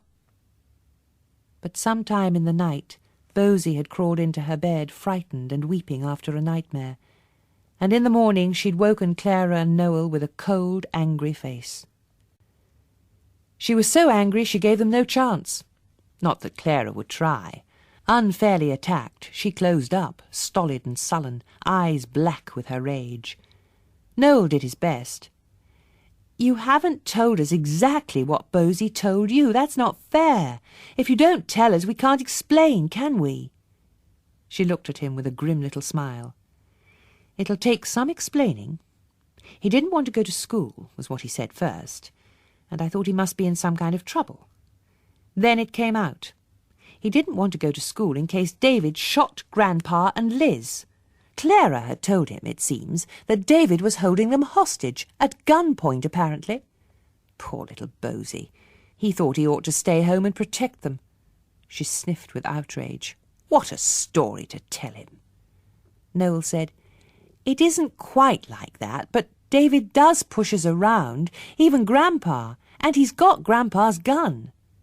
Do you really imagine that your grandfather is the sort of man to keep a loaded gun in his house? Really, you are behaving like children." "We are children," Noel said. "Don't quibble. You know what I mean." It was childish to make up silly tales and scare Bosie. But when she spoke again, she was gentler. "I know David is odd in some ways, young for his age, over-anxious to please, but his heart's in the right place. And you ought to make some allowances for him. How would you feel if you had no mother or father, no brother or sister? I'm particularly surprised at you, Clara. It's not like you to be so cold and uncaring." Clara lifted her gaze to the ceiling and sighed. Her mother said, "I thought that you liked him. You told me you did on the telephone." She waited for Clara to answer, then shrugged her shoulders. "All right, sulk if you want to." Downstairs, Bosie banged the brass gong for breakfast. She said, "Listen, darlings, there isn't much time now. Just one or two things. I can see that you don't like David. I don't blame you for that, only for upsetting Bosie. I thought he was quiet last night while we were having our supper. At least I know why now, that's something. And I hope for the rest of the time that you're here you'll try and be sensible. There's always trouble in families, but people fight and make up. Look at Grandpa and me." She smiled suddenly. "David's part of his family, too. He feels responsible for him. If there was anything wrong, he'd have told me." Clara said in a rough voice, "No, he wouldn't. He wouldn't want you to know he wasn't still king of the castle." Her mother laughed. "I dare say Grandpa has had to make quite a few small adjustments just lately. First time in his life he's had to look after 3 children, for one thing. Have you thought what a difference that must have made to him? But he hasn't complained to me, bless him." She went to Clara and kissed her. "I'm glad you found your tongue at last, darling." She was leaving. Bosie had gone already, ridden off early to school on his bike. She'd kissed him good-bye, kissed her mother and father. On her way to the car with Noel and Clara, she stopped beside the asparagus bed where David was working. The trench was 8 foot long and nearly 6 foot down now, and he was deep in it. She said, "What a tremendous task, David." He laughed up at her, the sun in his eyes.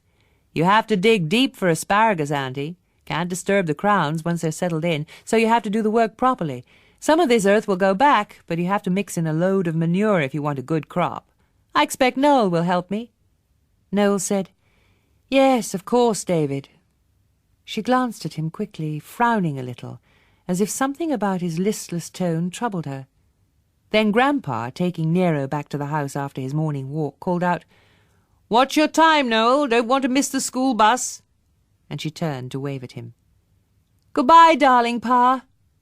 She watched him, her face happy and glowing, as Nero faltered at the steps between the stone lions, and Grandpa bent to lift his hind quarters before he waved back to her. She said, "He's got very lame, hasn't he, poor Nero?" "Blind and smelly, too," David said. "Ought to be shot, that old dog." "Well, it comes to us all," she said, smiling regretfully, meaning no more than that Nero was old and would probably die soon. But to Noel and Clara, standing silent beside her, the asparagus bed that David was digging took on the shape of a grave. Chapter 15. The headmaster's office was locked. It had been locked all the week. Monday, Tuesday, Wednesday. Just chance, Bosie had told himself to begin with. But each day he had grown a little less hopeful, and this Thursday lunchtime, slipping out from the dining room while everyone else was still eating, he knew it was no use, even before he tried the handle. He said several rude words under his breath, gave the locked door a kick to relieve his feelings, and walked away down the empty corridor, shoulders hunched, whistling bravely. By the time he found the two girls in the playground, he was indignant. He must have got some money stashed away in that office, or private papers or something. I think it's pretty stinking mean, really, as if he doesn't trust people, locking things up as if we were all thieves and robbers. The girls giggled. A stout girl with thick legs and warts on her stumpy fingers, and a small, sweet-faced, dainty blonde. Funny how girls always seem to pair off like that, Bosie thought. Fat and plain, thin and pretty. Not thieves, Fat and Plain said. Just people who rub names out of black books. He was bound to find out sometime. Just our lousy luck. She only pretended to groan. She was always in trouble. One more black mark hardly mattered. Never mind, Bosie, the pretty girl said. You can't get through a locked door. Window's open, though, Bosie said, squinting up at it and lowering his voice because the headmaster was there, back from lunch, looking out at the playground. The window was too high to reach from the ground, but there was a ladder kept in the bike shed. He didn't tell the girls this. He didn't want them to think it could be so easy. I'll fix it somehow, he said, sticking his hands deep into his pockets and swaggering boldly. Just leave it to me. They were nice girls. If they'd been nasty, he might have given them their money back, told them to go jump in the river. But because they were nice, he was put on his mettle. All the same, he might not have done it, gone back later that day in the dark, after tea, if he hadn't been feeling so miserable. It wasn't only his mother coming and going like that. Although last night, when she'd cuddled and comforted him, he was sure that now he'd explained about David she would stay and look after them, he hadn't been too surprised when she left in the morning. Grown-ups seldom understood what you told them. It was like playing Chinese whispers, he thought. You said something to them, and they turned it round in their head to mean something different. What made him more miserable was the way Noel and Clara treated him when he came home from school. They weren't unkind. In fact, they were extra nice to him. Noel gave him a bar of nut chocolate and helped him peel the vegetables for the casserole they were having that evening, and Clara said that if he felt scared in the night he could sleep in her bed if he wanted. But then they went off together to Clara's room, and when he went up to ask if he could borrow Noel's torch, they stopped talking the moment he opened the door, and started again as soon as he closed it, whispering, leaving him out. Don't let's tell Bosie. Secret smiles and sly looks. Oh, he ought to be used to it, he thought, feeling tearful and savage, lugging the heavy ladder out of the bike shed. It took all his strength to carry it the small distance to the place he'd marked out in the daylight, a bit to the right of the office window, between the sill and a drain pipe. If he kicked the ladder sideways, climbing onto the sill, the drain pipe would hold it. Although it was dark, he could see the white paint of the window and tested the ladder's position by shifting it slightly until he heard the faint clang from the pipe. By this time he'd more or less stopped being miserable, still a bit angry with his brother and sister, but there wasn't much room for that either. He was too scared and excited. Quite a good mixture of feelings. Hands a bit sweaty, but head nice and clear. He climbed carefully, testing each rung. The ladder had been lying in the bike shed among last year's damp leaves, and might well be rotten. He could break a leg, or, he was halfway up when this struck him, the window could be closed when he got there, closed and latched. Part of his mind hoped that it would be. But it was open. Not very wide, and he couldn't push the lower sash up any further. It was either too stiff or held by some kind of bolt, but wide enough for a thin boy. He dropped Noel's torch into the room and eased himself onto the sill. His head and shoulders went through the gap with a bit of an effort. Lying on his belly, he felt the ladder shift before his toes left it, but there was no sound from the drain pipe, so it could only have moved very slightly. Everything was going very well so far. He had even remembered to turn his belt round so that the buckle wouldn't catch on the sill as he slithered over it, toppling neatly onto his hands and walking them forward until he was able to draw his feet after him. He felt for the torch, and crouched under the window to get his breath back. Looking out, he could see the bare trees of the churchyard, twiggy branches black against the yellow light of a street lamp beyond them. The school had once been part of the church, but new classrooms and offices had been added at different times, and only the caretaker lived in the old schoolhouse now. There was a blue flicker from one of his windows. Bosie hoped there was something good on the telly to hold his attention. There was no blind to pull down in the office, no curtains. Cupping his hand over the torch beam, Bosie tiptoed across the room. On the headmaster's desk, the black book lay open, with its thick pencil dangling on a length of string. Bosie got out his rubber and tucked the torch under his arm to leave his hands free. Then he saw that the most recent names on the page had been written in ink. He was stunned, and then furious. What a cheat, he thought. What a mean, sneaky trick. He hadn't got an ink rubber. Even if he'd had one, ink rubbers left an obvious mark. Clara had some white stuff called liquid paper that she used when she made a mistake to blot out the wrong word, but there was nothing like that on the desk. Just a big diary, a tray of ballpoints and fountain pens, and a bottle of ink. He clicked his tongue. It helped him to think. If he couldn't rub the names out, he could make them unreadable. He opened the ink bottle and tried to trickle the ink over the names that came last on the list, not bothering to check if they were the ones he'd been paid for. But the torch slipped under his arm, hitting his hand holding the bottle, and rather more than a trickle came out. Ink on the desk, dribbling fast over the edge. Struggling for his handkerchief, tucked too tight in his pocket, he dropped the bottle, and it landed upside down on the carpet. For a small bottle it seemed to hold an enormous amount. Gallons and gallons, he thought, as he knelt and mopped at the black, spreading stain. Ink everywhere, on the black book, the desk and the floor, on his fingers, on his handkerchief, on his jeans. Unthinking, despairing, he wiped his inky hands on his sweater, breath coming in sharp, painful sobs. He made himself stop. No good crying. It was done now. No doubt the headmaster had guessed what was going on, or he wouldn't have locked up the office, seen that the names were written in ink instead of in pencil. But guessing was one thing, knowing another. Now he would know exactly what one of his students was up to, and that, Bosie realised with sudden, heart-stopping panic, was something much worse than rubbing out names in the black book. It was breaking and entering, up the ladder and in through the window, like a real burglar. He saw what to do. No need to take anything. Just make a bit of a mess, as if someone, some grown-up intruder, had been searching the office for something and, blundering about, had spilled ink over the black book by accident. Being naturally tidy, he hadn't much taste for it.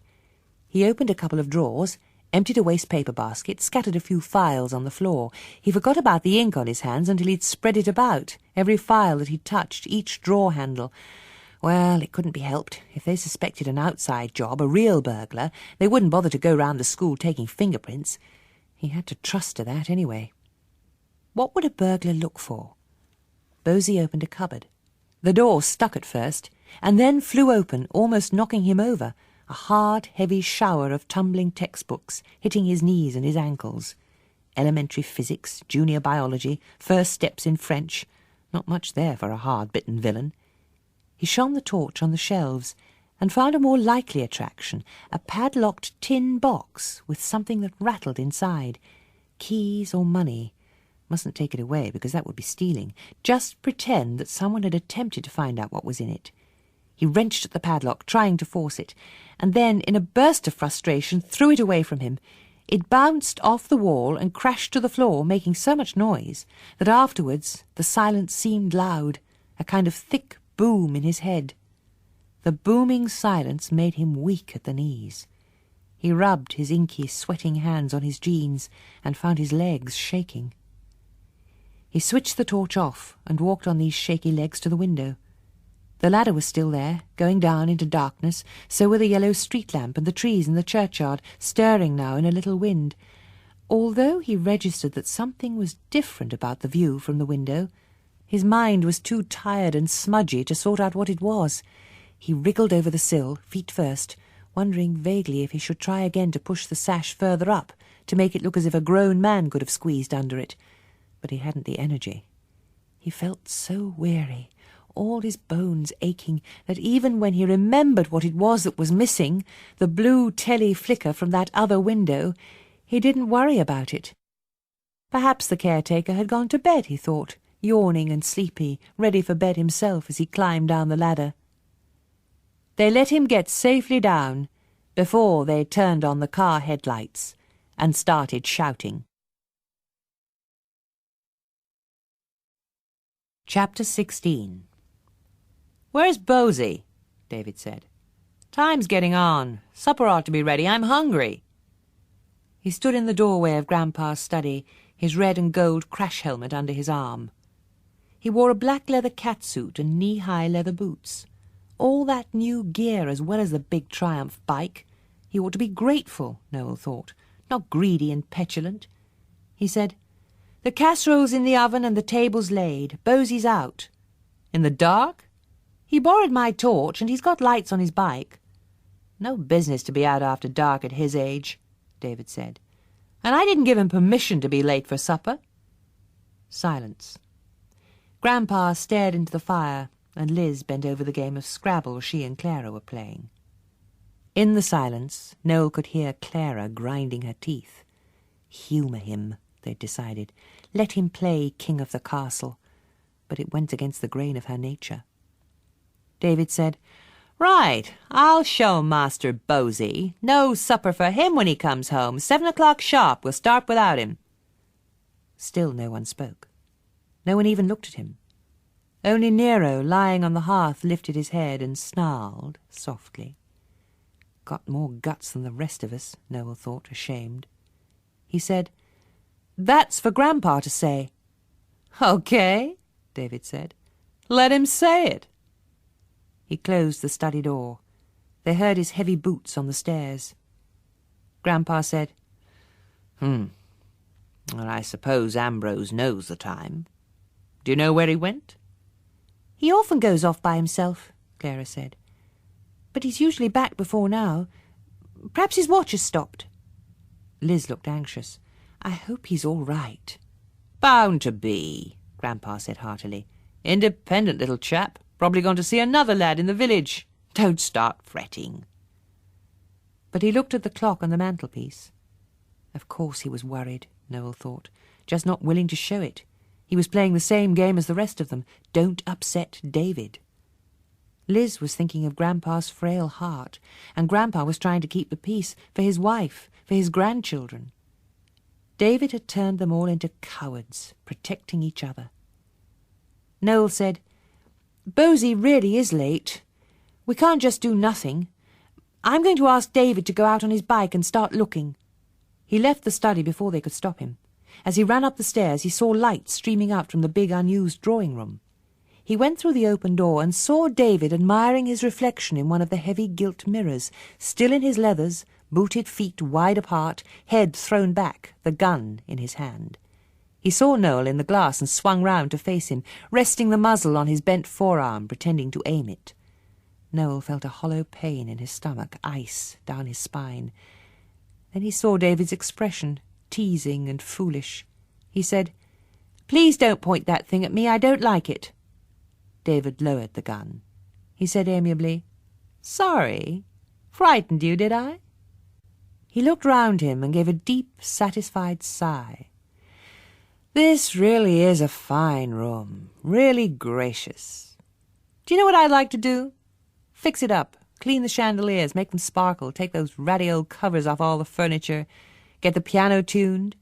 I bet Grandmother can play. We could come here in the evenings and have a really good time, all of us. Better than watching the telly, bit of singing and dancing." His plump, babyish face was dreamy and flushed. "Like people in films, you know? Elegant. Your mother would like that. She's an elegant lady. I bet she's got some nice floaty dresses. It will be a surprise for her when she comes visiting next. I really would like to have a good surprise for your mother." He smiled at Noel, his plump red mouth curving sweetly. I really fell for her, do you know that? I thought if she saw this room all gleaming and polished, she might decide to settle down with us. Noel said uncomfortably, I don't think... of course we could clean the room up. I expect Liz would let us. Although there isn't much point. The study's much cosier, just for 2 people. And once we've gone... David said, But you're not going, are you? His surprise seemed quite genuine, his expression puzzled and innocent, as if he was so caught up in his dream, in the happy family's game he was playing, that he really believed they would all live here with him forever and ever. Understanding this, Noel was more frightened suddenly than he had been by the gun, or frightened in a different way.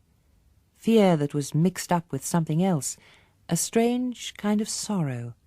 If only life could be like that, everything as you wanted it, kindly and pleasant, everyone always happy together, smiling and singing and dancing. He stammered, distracted, I don't know. And then he heard a sound outside. He said with relief, Someone's coming. He went to the window and opened the shutters. A car was stopping outside the front door. No siren, but the blue light on the top was turning and winking. He said, It's a police car. David was beside him. He said in a strange, choked voice, So that's it. That's it, is it? I never thought. How could they do that to me? Noel only half heard him. He was pressing his face against the glass, peering down, watching the driver get out of his seat and open the door for his passengers. All Noel could see, for ages it seemed, was his bent, uniformed back. Then a policewoman got out, and a small figure, a white face looking up, a piebald face, rather, pale skin covered in curious splodges. Bosie, Noel said. What's happened to Bosie? But David was no longer there. Noel said to the empty room, It's Bosie, come back, and rushed out, down the stairs. Chapter 17. The police had gone. Bosie sat on Liz's lap, head on her bony shoulder, sucking his thumb. His lashes lay curled on his inky cheeks, hiding his eyes. He looked quite exhausted. Grandpa was in the hall, talking on the telephone to the headmaster. They could hear the occasional word through the closed study door. Disgraceful. Apologies. Prank. Bosie didn't seem to be listening, but when Grandpa laughed, Noel saw his eyelashes flutter. Foxing, Noel thought. Foxy Bosie. Poor little fellow. Trust him to know how to get out of trouble. As it seemed he had done.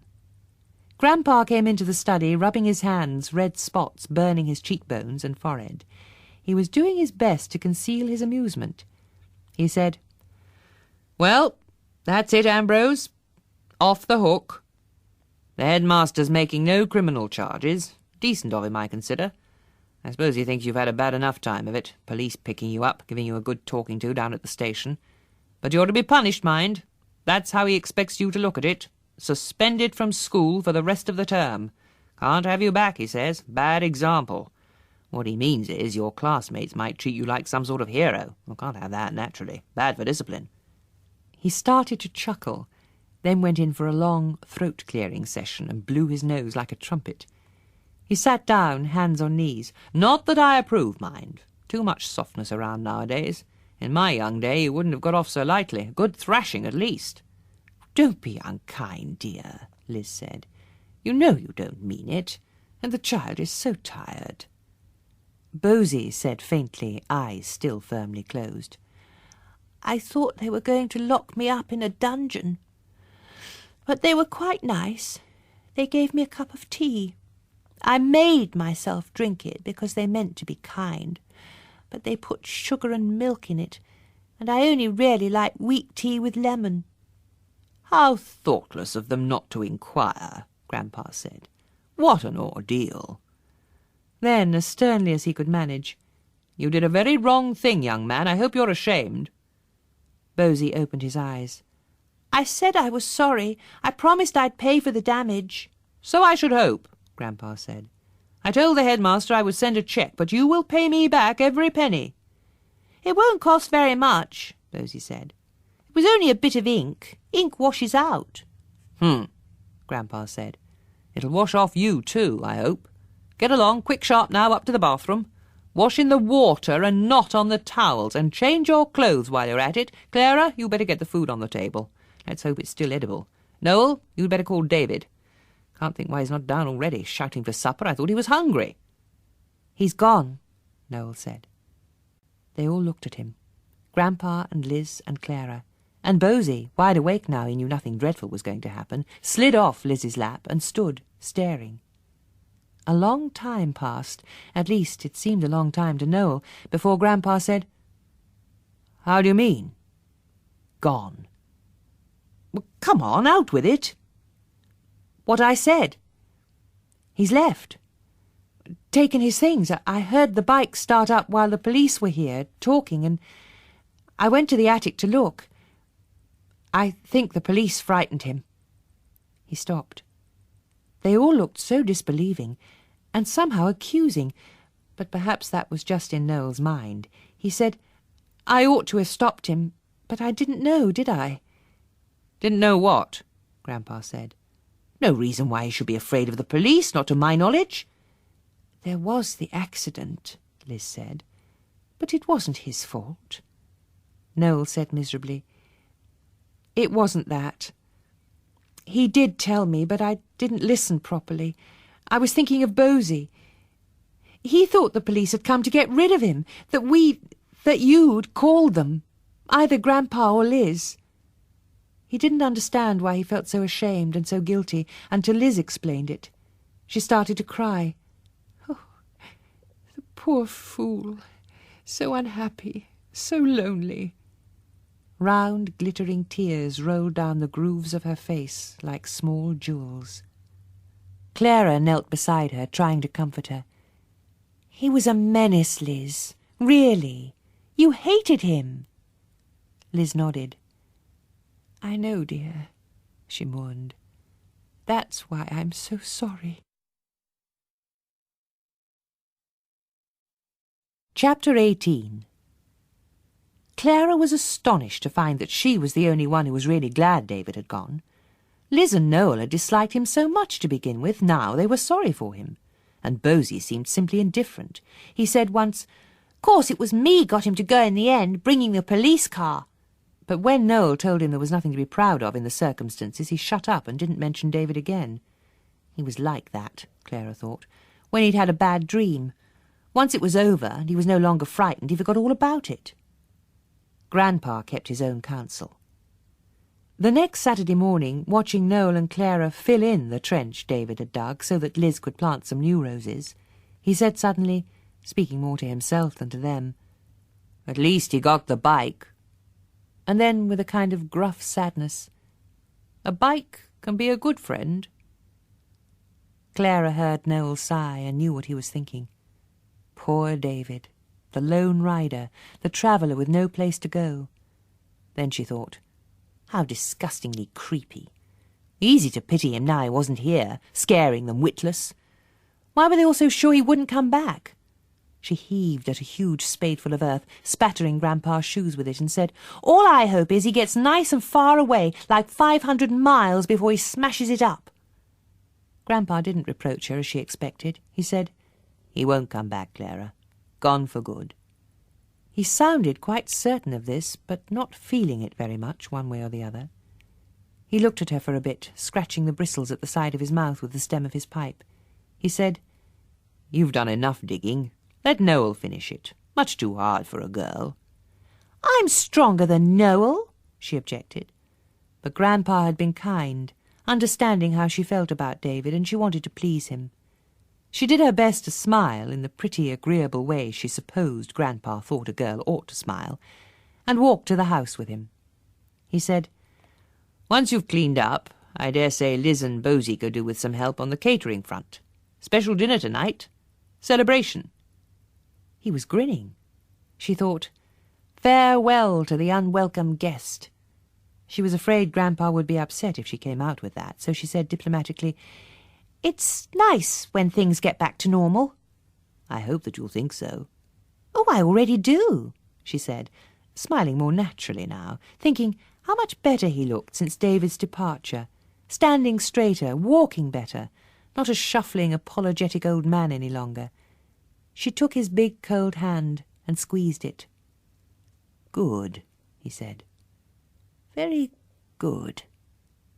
He sounded puzzled, she thought, as if she'd given him the wrong answer, or one that didn't quite fit, anyway. He was looking down at her, jerking his pipe in his mouth, his mottled face darkening. He said abruptly, surprising her, "You must miss your father."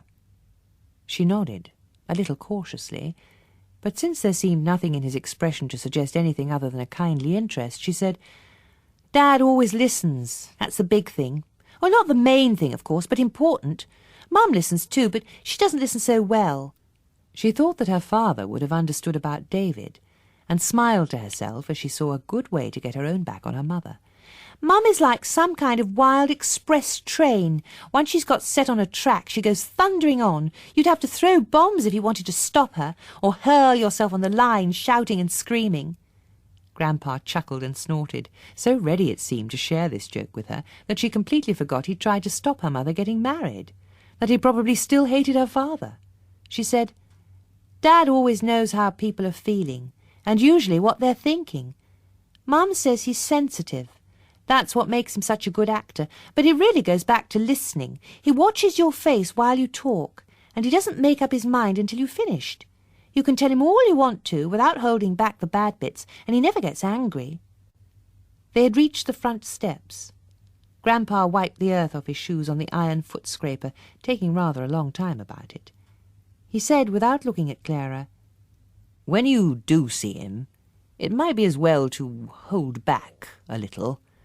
A few bits here and there. Ambrose and his silly nonsense, and, well, other troubles. A man who's been sick doesn't want to be bothered." He looked at her then, very straight.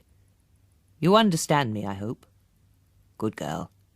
No lies now, no need for that. But as you said, back to normal. So, no point in raking over the ashes. Keep things in proportion. That's the right ticket." She knew then, or half knew. She put it aside. She said nothing to Noel or to Bosie. As long as she kept it secret, there was a chance it was true. But it was too much to hope for. She was afraid to believe it.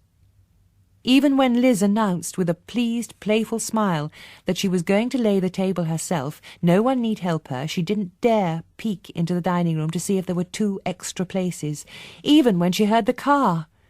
She stood in the hall, feeling dizzy and sick.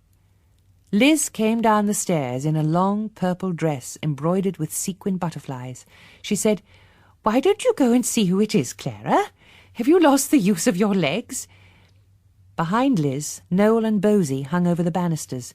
Noel turned white, Bosie flushed crimson. Clara felt her own cheeks grow hot.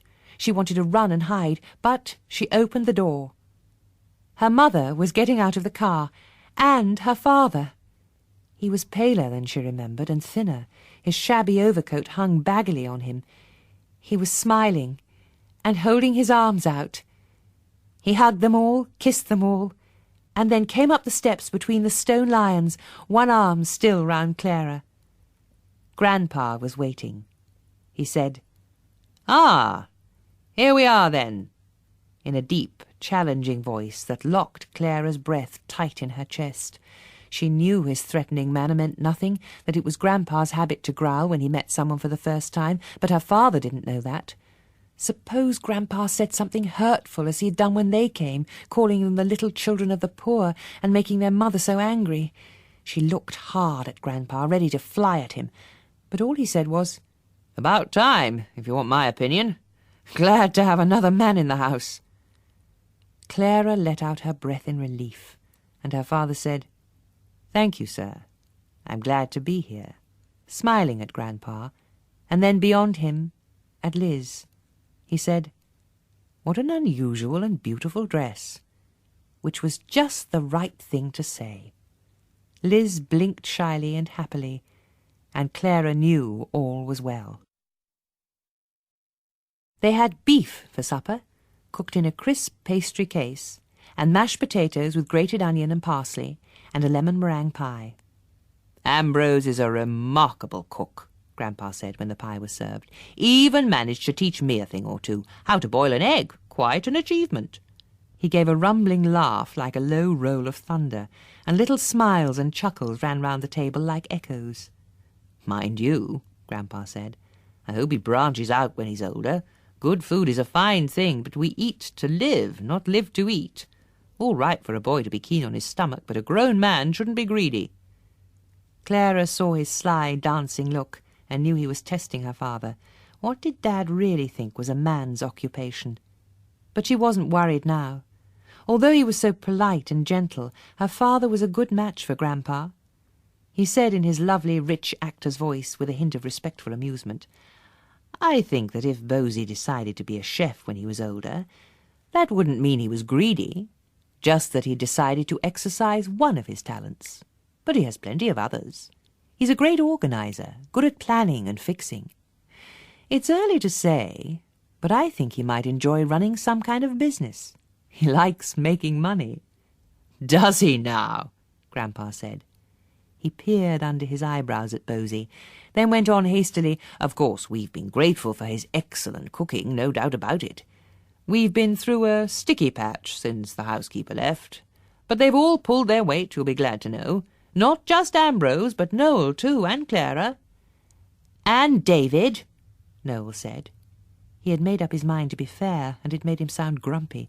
He muttered, "Rather a crazy man, but he did try to help." Clara was watching her father. He said, "Crazy?" And she could tell by the way the smile had suddenly gone from his eyes, by his alert and listening face, that this wasn't a light word to him.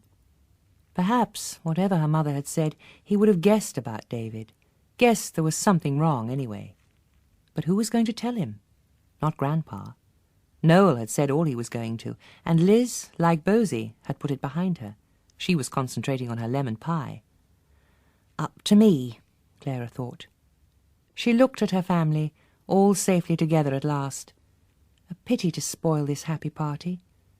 She thought how much David would have liked to be here, and how very glad she felt that he wasn't. If that was sad, she could do nothing about it, nor could her mother and father. But if she stayed silent, they would never know what had happened. They would be kept in the dark. Well, she thought, serve them right. They've kept us in the dark before now, for what they would say was good reason. She had good reason, too. It would upset her parents to know that they'd been so frightened, in danger, and it would hurt Grandpa terribly. He would hate them to know that he hadn't been master of the house always. She said, "David was tiresome, Dad. Noel says crazy, but he only means he was a bit potty sometimes. But Grandpa knew how to manage him. In Rome, you do what the Romans do, and Grandpa is the chief Roman."